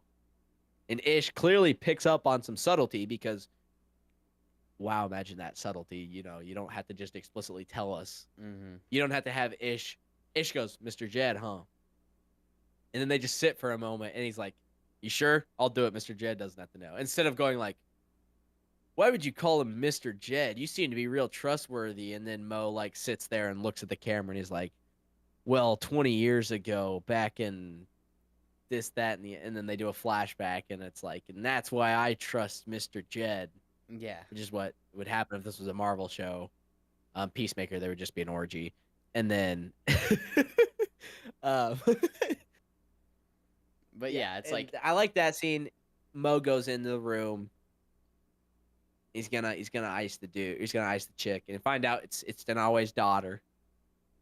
I'm not gonna lie. I really hope that this is gonna come back to bite him in some way. I wish Mo would have just shot the crap out of the chick. I think it would have been way more like interesting story-wise. Yeah. If this doesn't come back to have any kind of maybe character-wise it wouldn't have been as good, but I think overall story-wise, it's like because if that happens, like you immediately question a lot. You're like, okay, hold on, these guys are it's like these guys are kind of yeah, and it's like, okay, I trust Haverford more now because Mo trusts him, and Mo is like a good, like he's one of the good guys, and if Mo I don't just trust like, Haverford at all. No, but that's the thing is like if Mo trusts him with I know his what you're life, and they trust Mo with their, then it's like, okay, he's more trustworthy because of that. I still don't trust him, but he's more trustworthy than if you have him tell Mo to like kill a girl, and then that like shakes him a little bit. Then it makes it even more like, okay, can we If trust he would have done Haverford? it, yeah. But it's also the concept of like he's just shooting an innocent person. Yeah, like, he's literally to our best knowledge, killing an innocent it's like person. Which we get a bit with oh, I feel like it happened. Well, I mean, Ish kind of clearly seems comfortable with it. It's like because they were gonna have Ish kill the professor in season 4 or episode 4, but because Ish was dead, Jedediah Haverford had to do it, and it's like, but it's like, I don't know. I hope it at least comes back to bite him in some way. Yeah, I hope it has a story ramification. Outside of just being like, here's more of Mo's character, he didn't do this because this is what happened to his family, which is interesting. But it needs to have story ramification for it to be in there. Just letting her go. Outside of like the Tal saw it and she was like, I'm not gonna tell him, type thing. Yeah. So that's the other thing. That's one of the other things I'm kind of like, okay, I hope that actually matters. At some point in one of these scenes, they could do something really interesting with, since Tal and Eliza betrayed them, I think they need to come in contact with Denawe's daughter and have something there. I don't know.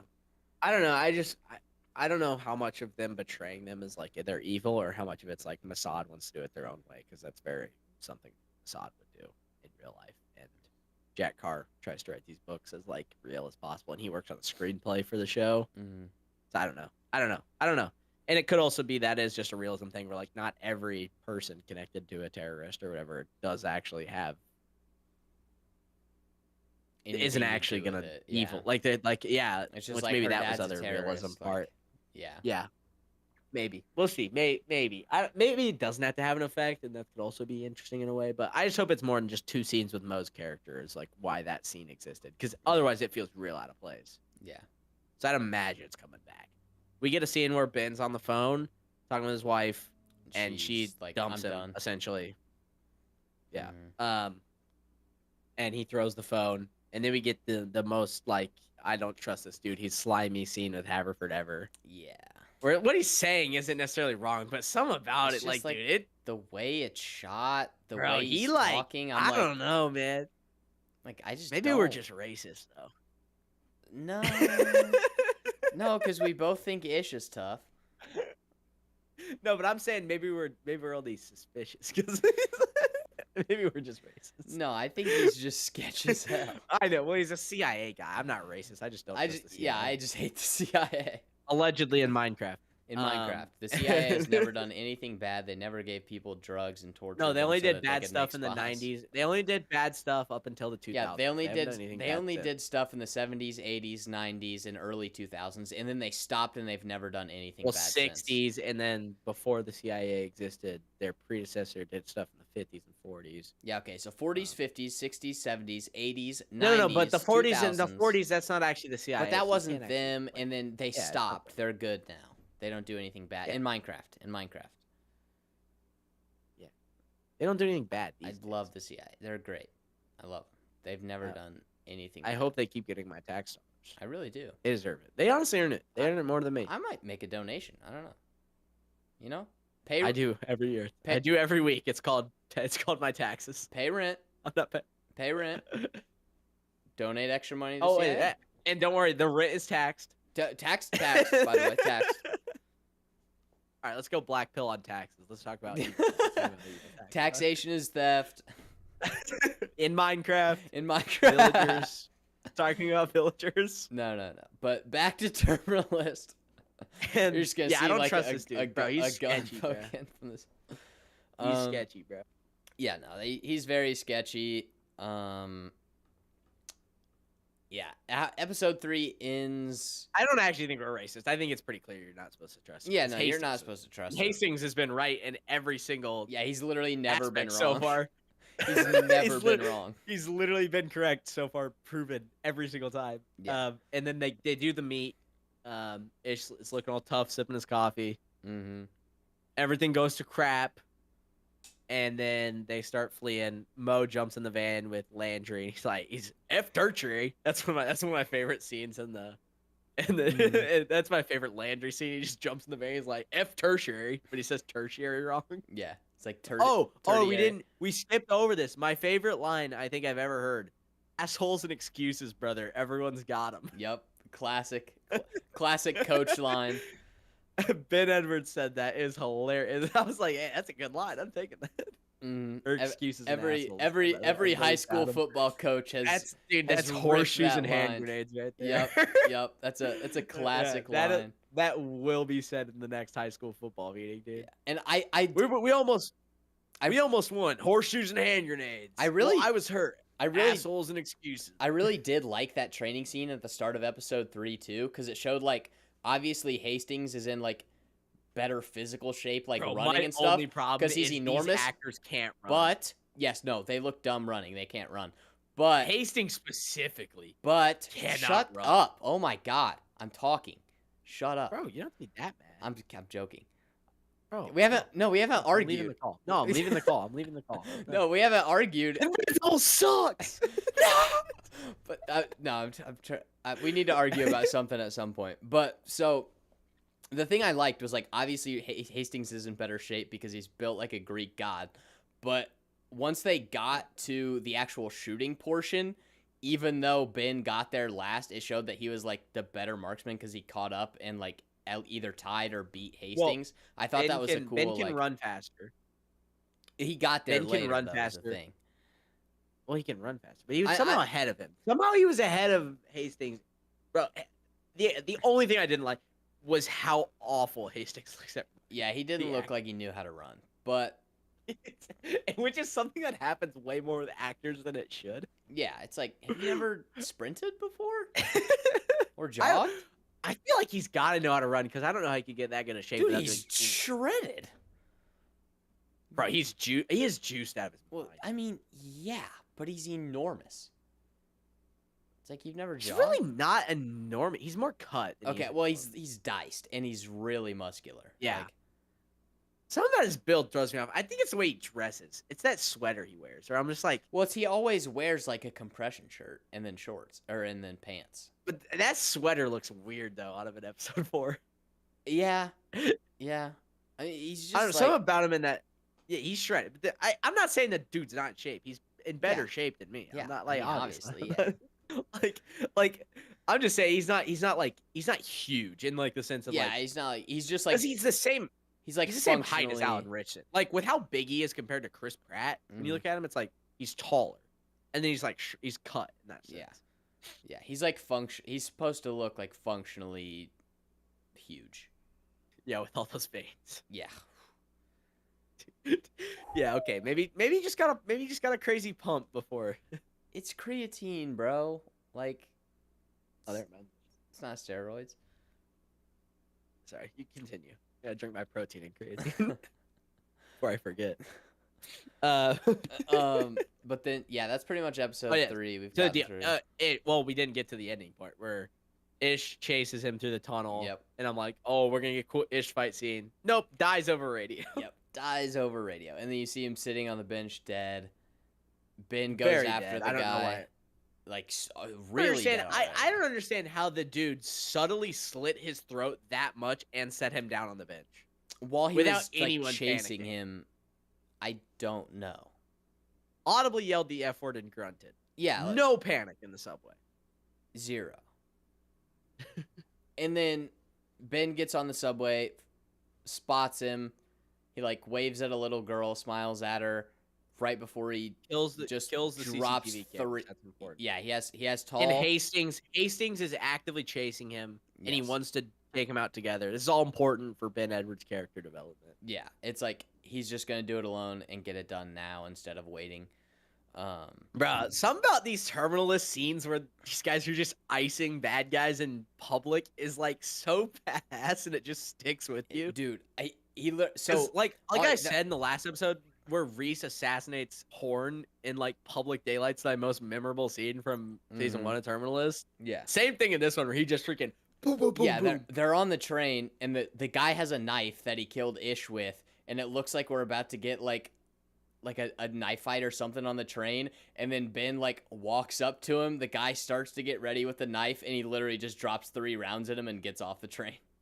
I like how it was smart. So it's like he couldn't shoot him in the face because he needs positive ID, so he needs to take a photo of his face. He's not just gonna shoot him more in the chest because you might not. So he shoots him enough times so that he knows he drops him. Yeah, he puts 3 rounds in him, gets a picture of his face, and leaves like that. And it's like And he intentionally waits until they announce that they're about to be at their next stop, so he can get. So he the doesn't train's just shoot him. And the he's train's like, "How's your day going, The train's guys?" like slowing down.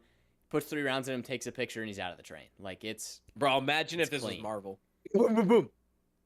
Well, this is a bit of a fishy ride, huh? This is a little awkward that I'm still on the train, huh? I'll get off. Good thing the cops didn't see me. He's right behind me, isn't he? There's a camera right there, isn't there? But he runs out. We get a cool shot where they like zoom in on the statues. Dude, that was like those shots just looked clean. But yeah, that's the end of that episode, and then episode 4 starts.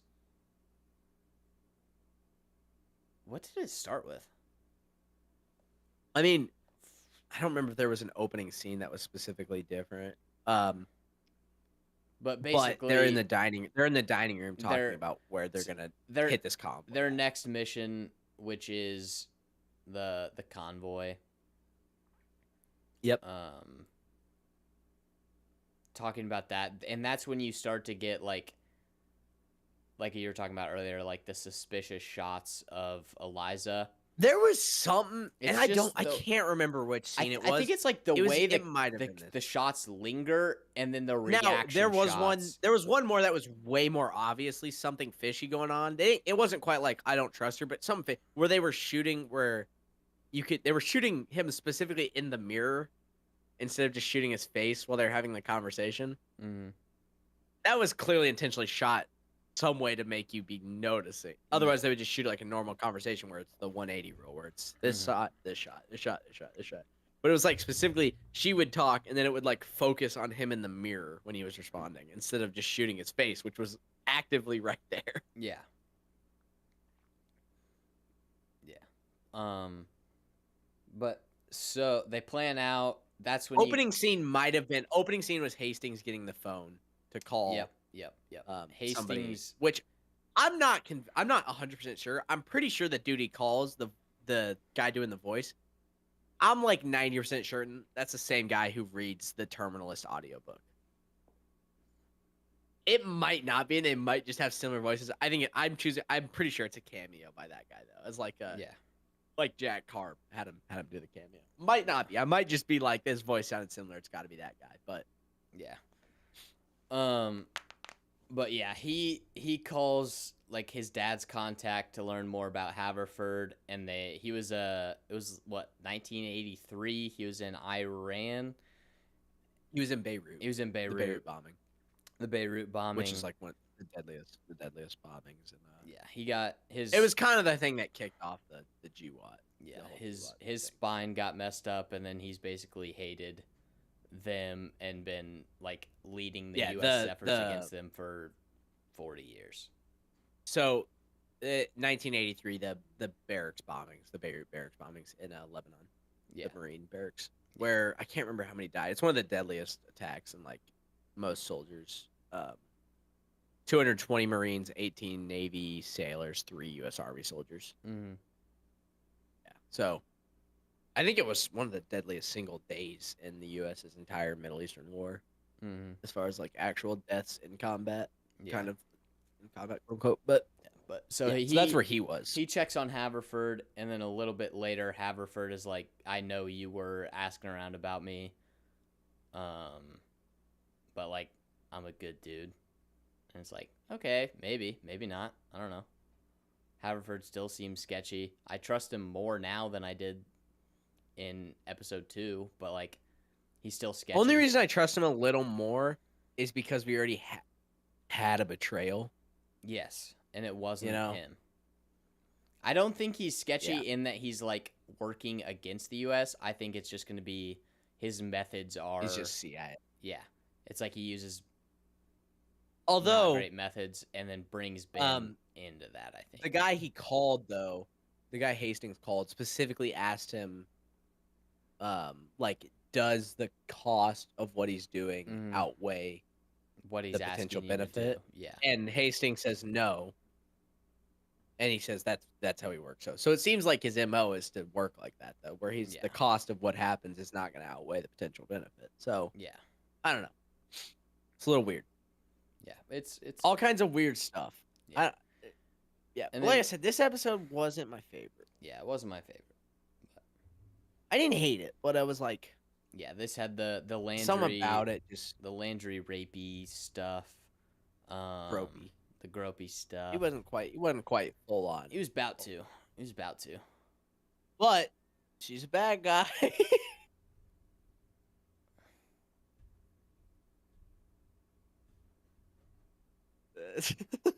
It was funny. I was like, so. I mean, he's still a piece of crap, but she's also working against him. Yeah. So, Hastings and Edwards definitely should have beat the ever-loving shit out of Landry. Yeah, I feel like they would have, but like just based on their characters, especially like all the stuff with. No, just Seals. That's something Seals would do. And I mean, like. With Ben, all the stuff with the kids. Well, all the stuff they would have seen. Well, it was a SEAL, and like just all that, the stuff. That kind of stuff happens. Yeah. That kind of stuff happens all over the place in the Middle East. They would be like. They would have beat the crap out of him. Yeah. But yeah, so that happens, and then they actually go on the mission. Well, first they clear it. They go to the tunnel. Yeah. Before all that happens, they go to the tunnel. Ben and Eliza kiss. But it's not like they're not like oh, we're so in love. Like, kiss. There was somebody in the tunnels, kiss. And it was a tactical kiss. And then she says he was good. And then they get all flirty because she's like trying to seduce him so that he lets his guard down around her. Exactly. Because women can do that instead of just having a woman beat the crap out of Ben in a straight up one-on-one fight. Maybe write them in a way that like they use their unique differences to outsmart a horny dude, which is a far more realistic outsense than like Harcourt beating the crap out of 5 dudes in a bar.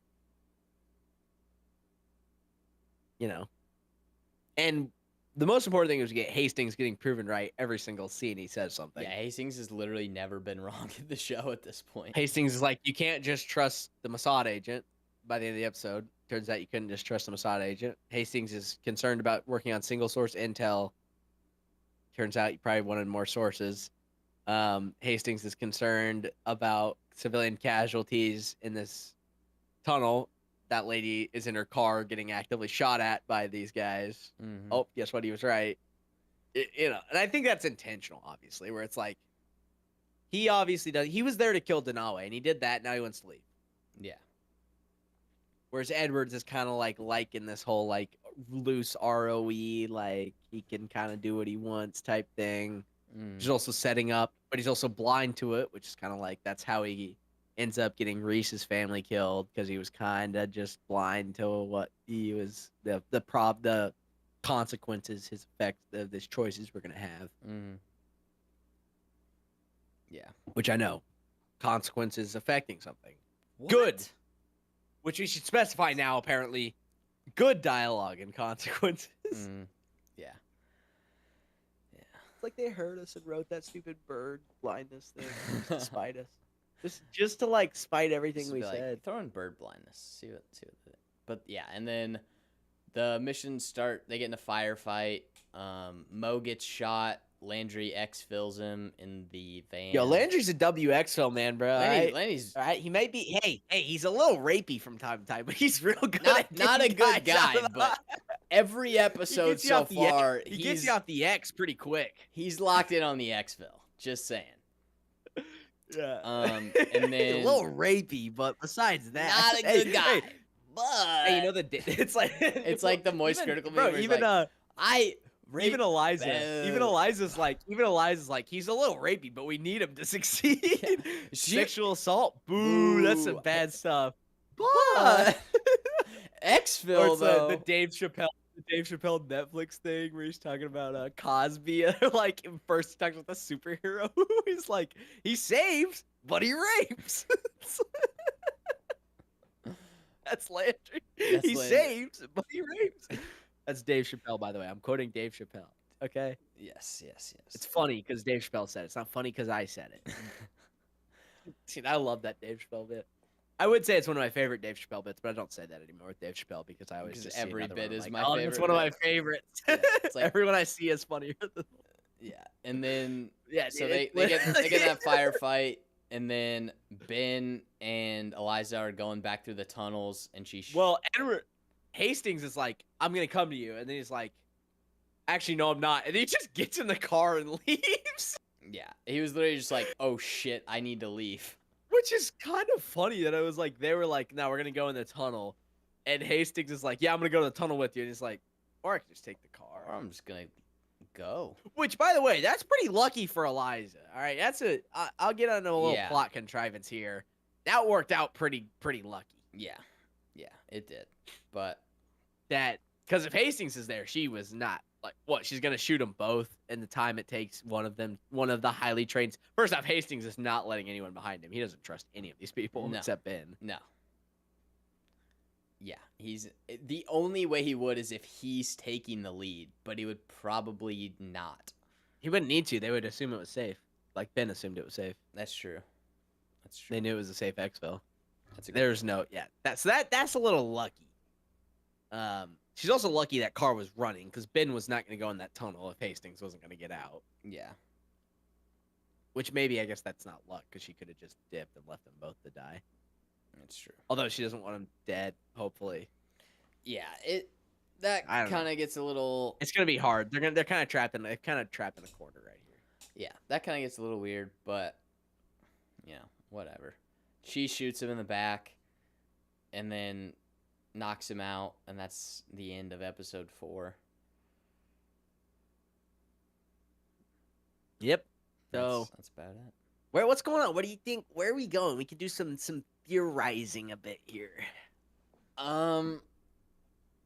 Personally, I think like the senator or the Iranian like senator guy and the brother, I think one of them has to be the shepherd.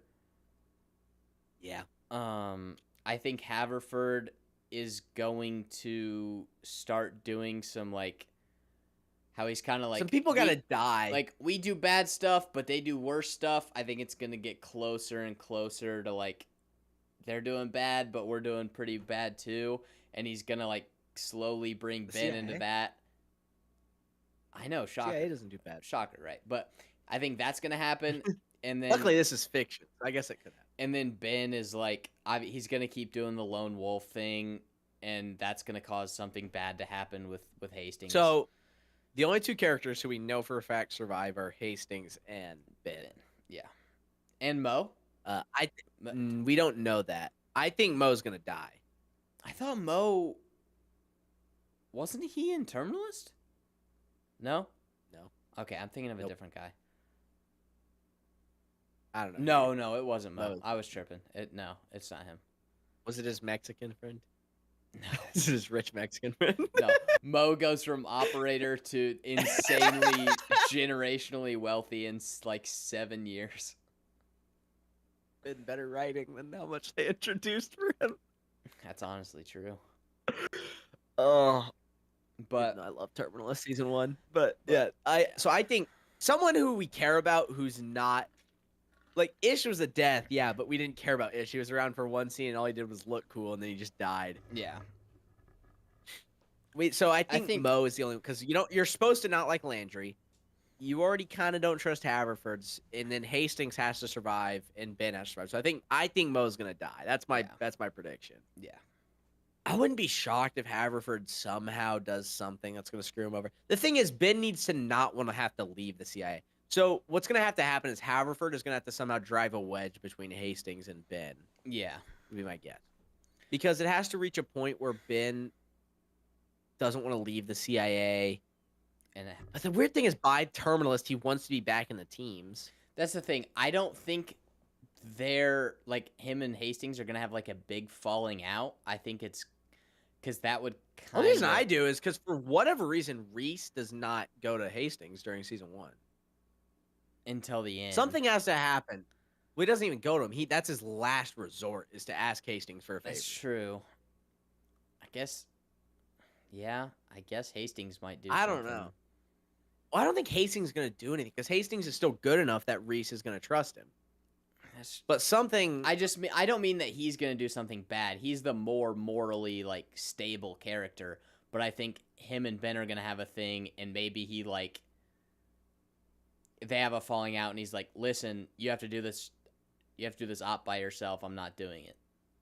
And then Reese would take that, like, not well, because Ben's his boy. And he told... I think that's what's going to happen, because he told Hastings to take care of... It was like, take care of our boy. So I think Rafe is going to leave with, like, more left to do, and that's why that he wouldn't go straight to Hastings. So for some reason, though, in Terminalist, and maybe this is just something that happened before the show, Hastings owed Reese a favor, essentially, though. Mm-hmm. Because when he gets the boat to him, he says, now we're even. H or R. I think it's an R. Yeah, it's R.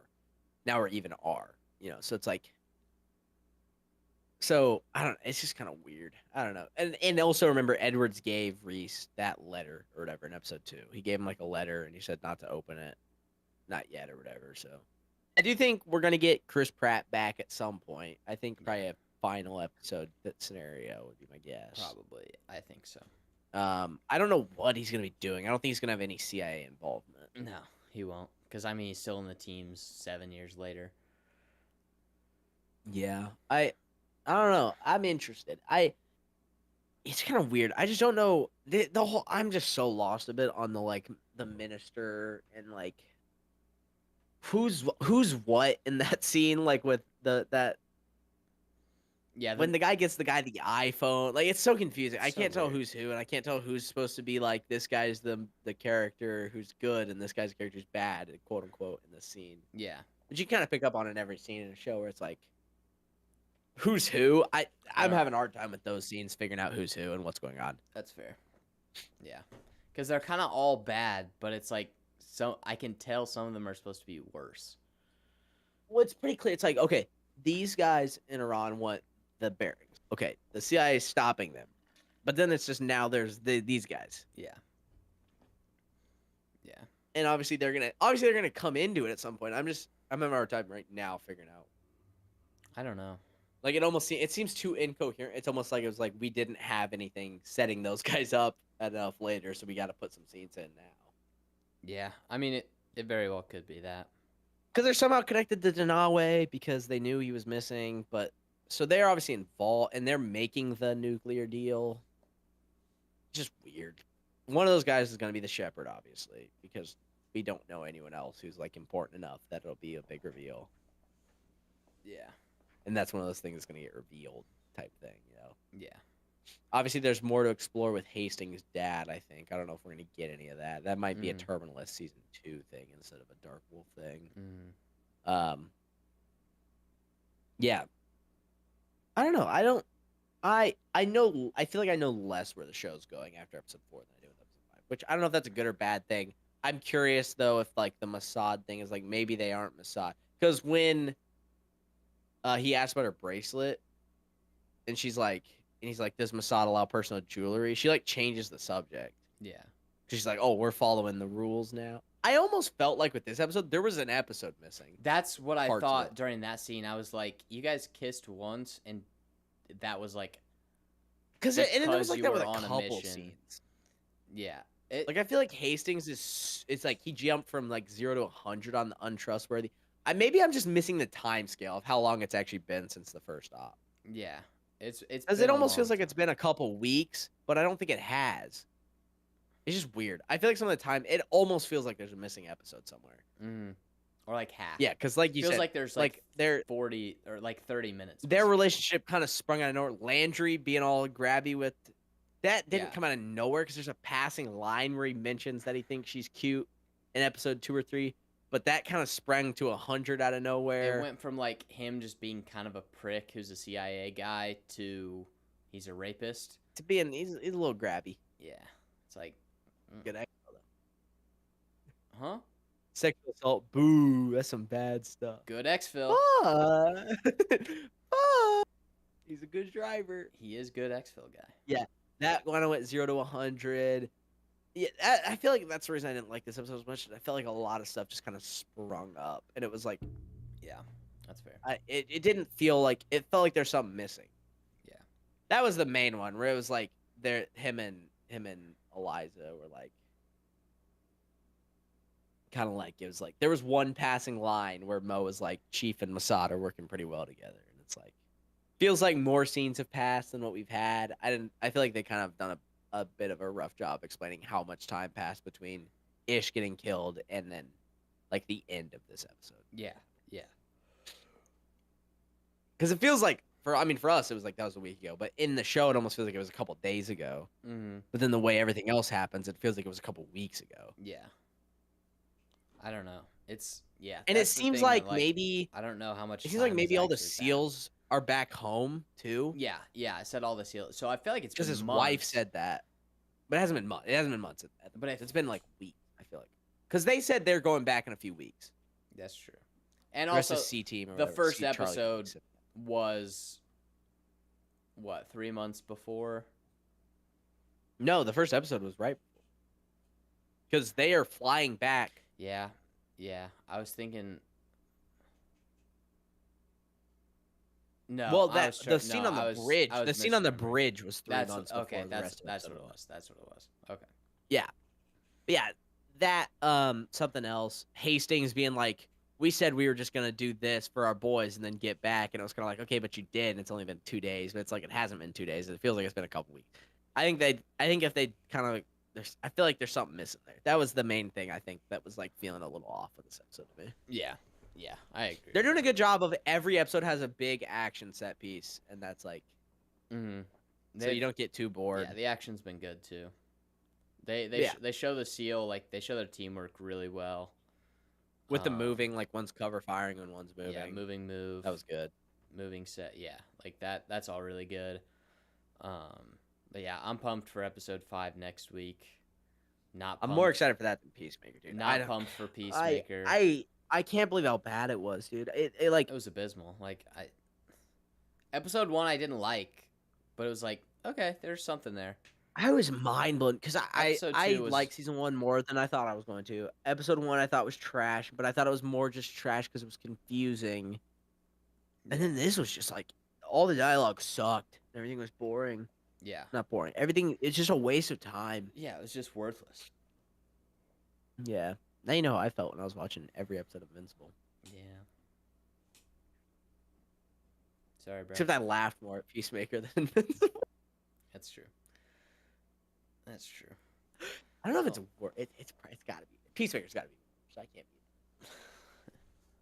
be. Is it though? It is. It is. It is. I care more about not because of. If I was just taking episode 2 in a vacuum, I'd say it was worse. I care way more about every side character in Peacemaker than any of the side characters in Invincible. That's fair. That's fair. But just looking at season 2 in a vacuum, which season 2 is worse is probably the better question. Peacemaker. That's not fair yet. It's not all the way out. There's no bird blindness in it. Episode. No, there's a lot more retarded stuff though. More than bird blindness? Rexplode got shot in the head. And they were like, yeah, he's cool. He just wants to look at Realtor magazine. and the pedophiles. The pedophile subplot. He's a superhero. That wasn't season 2. That wasn't season 2. That wasn't season 2. That was more in season 2. It was more explicit in season 2. But they're both going on dates and stuff. They're both adults. Bro, but it's a grown man who intentionally put himself in a 14-year-old's body so he can hook up with the chick who looks 14. It's weird. Also, okay, just a harsh transition change. Why in the heck is he wearing the robot like an Iron Man suit and not just controlling them from a distance? He does. Later in the comics, he does. Yeah. No, it's dumb. It's dumb. Yeah, he's like, no, it's more effective. I'm like, it's clearly not. You just froze and stopped working. Yeah. Yeah, I hate Rudy. Rudy's gotta be I know. I hate so many characters in Invincible. Oh, okay. I can't do this right now. I can't do the Invincible. Oh, I hate it. It's so bad. We gotta wrap up shortly. I can't do a full Invincible debate here. Let's see. Which character do I hate more? Rudy or I already forgot his name. Flurry. Flurry or Rudy? Flurry. Flurry's bad, but he's not a pedophile. Bro, the bird blindness. Are you shitting me? But he's not a pedophile. That's a good point.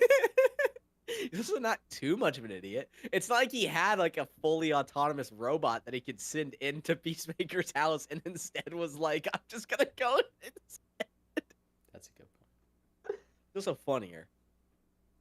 Exclusively because of the titties line. That's true. That's true. Oh, that was actually funny. But it wasn't realistic funny. It was writing a show funny. Yeah.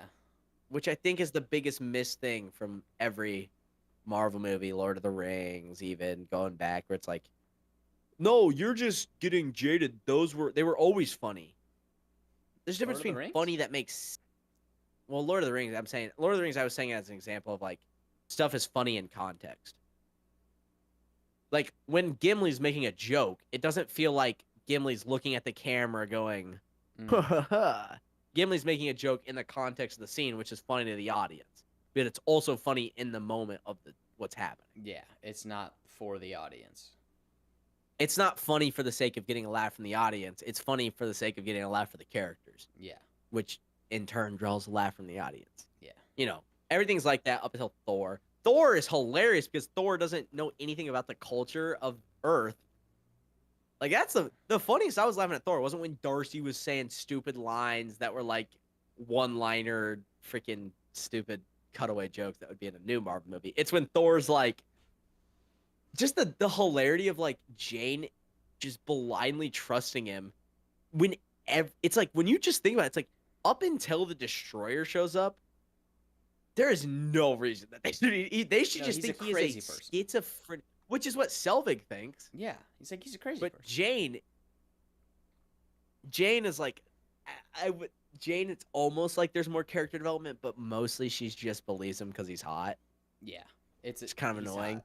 There's a little bit of character where she like wants to believe it so badly to prove herself right, but they really don't explore that. Like when he draws out the map of like Yggdrasil. Yeah, but that's after all the other stuff. Like that's a good scene. Yeah, that's a great scene. Yeah, I'm saying it's like when she's chasing him down from the hospital because she just got all her stuff stolen because she wants him to be right so bad. That's kind of the most development that you get. Mm-hmm. Yeah. There was one specifically that was so funny to me when I was rewatching it. But there's so much stuff where it's like he's talking like an insane, crazy town cahoots person. Like he sounds insane.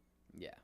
He starts talking about a hammer. He's like, I think it's right when he's about to break into the shield thing to get the hammer. She's like, you're just gonna walk out with a hammer. He's like, no, I'm gonna fly out. And he just walks off, and it's like, that's hilarious. But it makes sense in the con. It's not supposed to be funny, quote unquote, for the audience. It's funny because he believes he's actually gonna pick up the hammer and fly out. Yeah. Yeah. And just the concept of how insane that must seem to someone like Jane, who is just convinced this is a psycho she hit with her car. Yeah. Twice. And she's not an idiot. She's like a scientist. She's a physicist. But she wants to believe him so that she proves her right, kind of. Yeah. Selvig's is all really cool because Selvig's is like, it's all stories he knew as a child. And it's like, and now it's all true. And then on top of that, with Avengers, his mind. That's the one thing that's kind of disappointing about how awful the Thor the Dark World is like the Selvig stuff is all pretty interesting. Mm-hmm. Because it's his culmination from like the fallout from the first Thor and Avengers. And then the rest of the Dark World, but yeah, and then it's like applying. It's not the worst thing ever. It's applying all of his science to the stories, and yeah it's cool. Mid tier now, not even the worst anymore. It's a mid tier. Yeah, unfortunately. That's how bad it is.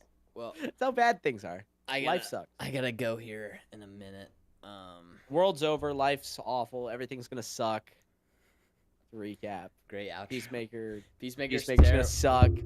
Peacemaker. Yeah, we just did this last week. I just did this exact same outro last week. You really did. Peacemaker sucks. It's gonna suck again. It's probably gonna suck worse. Actually, I don't think it can suck worse. I don't believe it can suck worse. This was so stupid. It can't suck worse.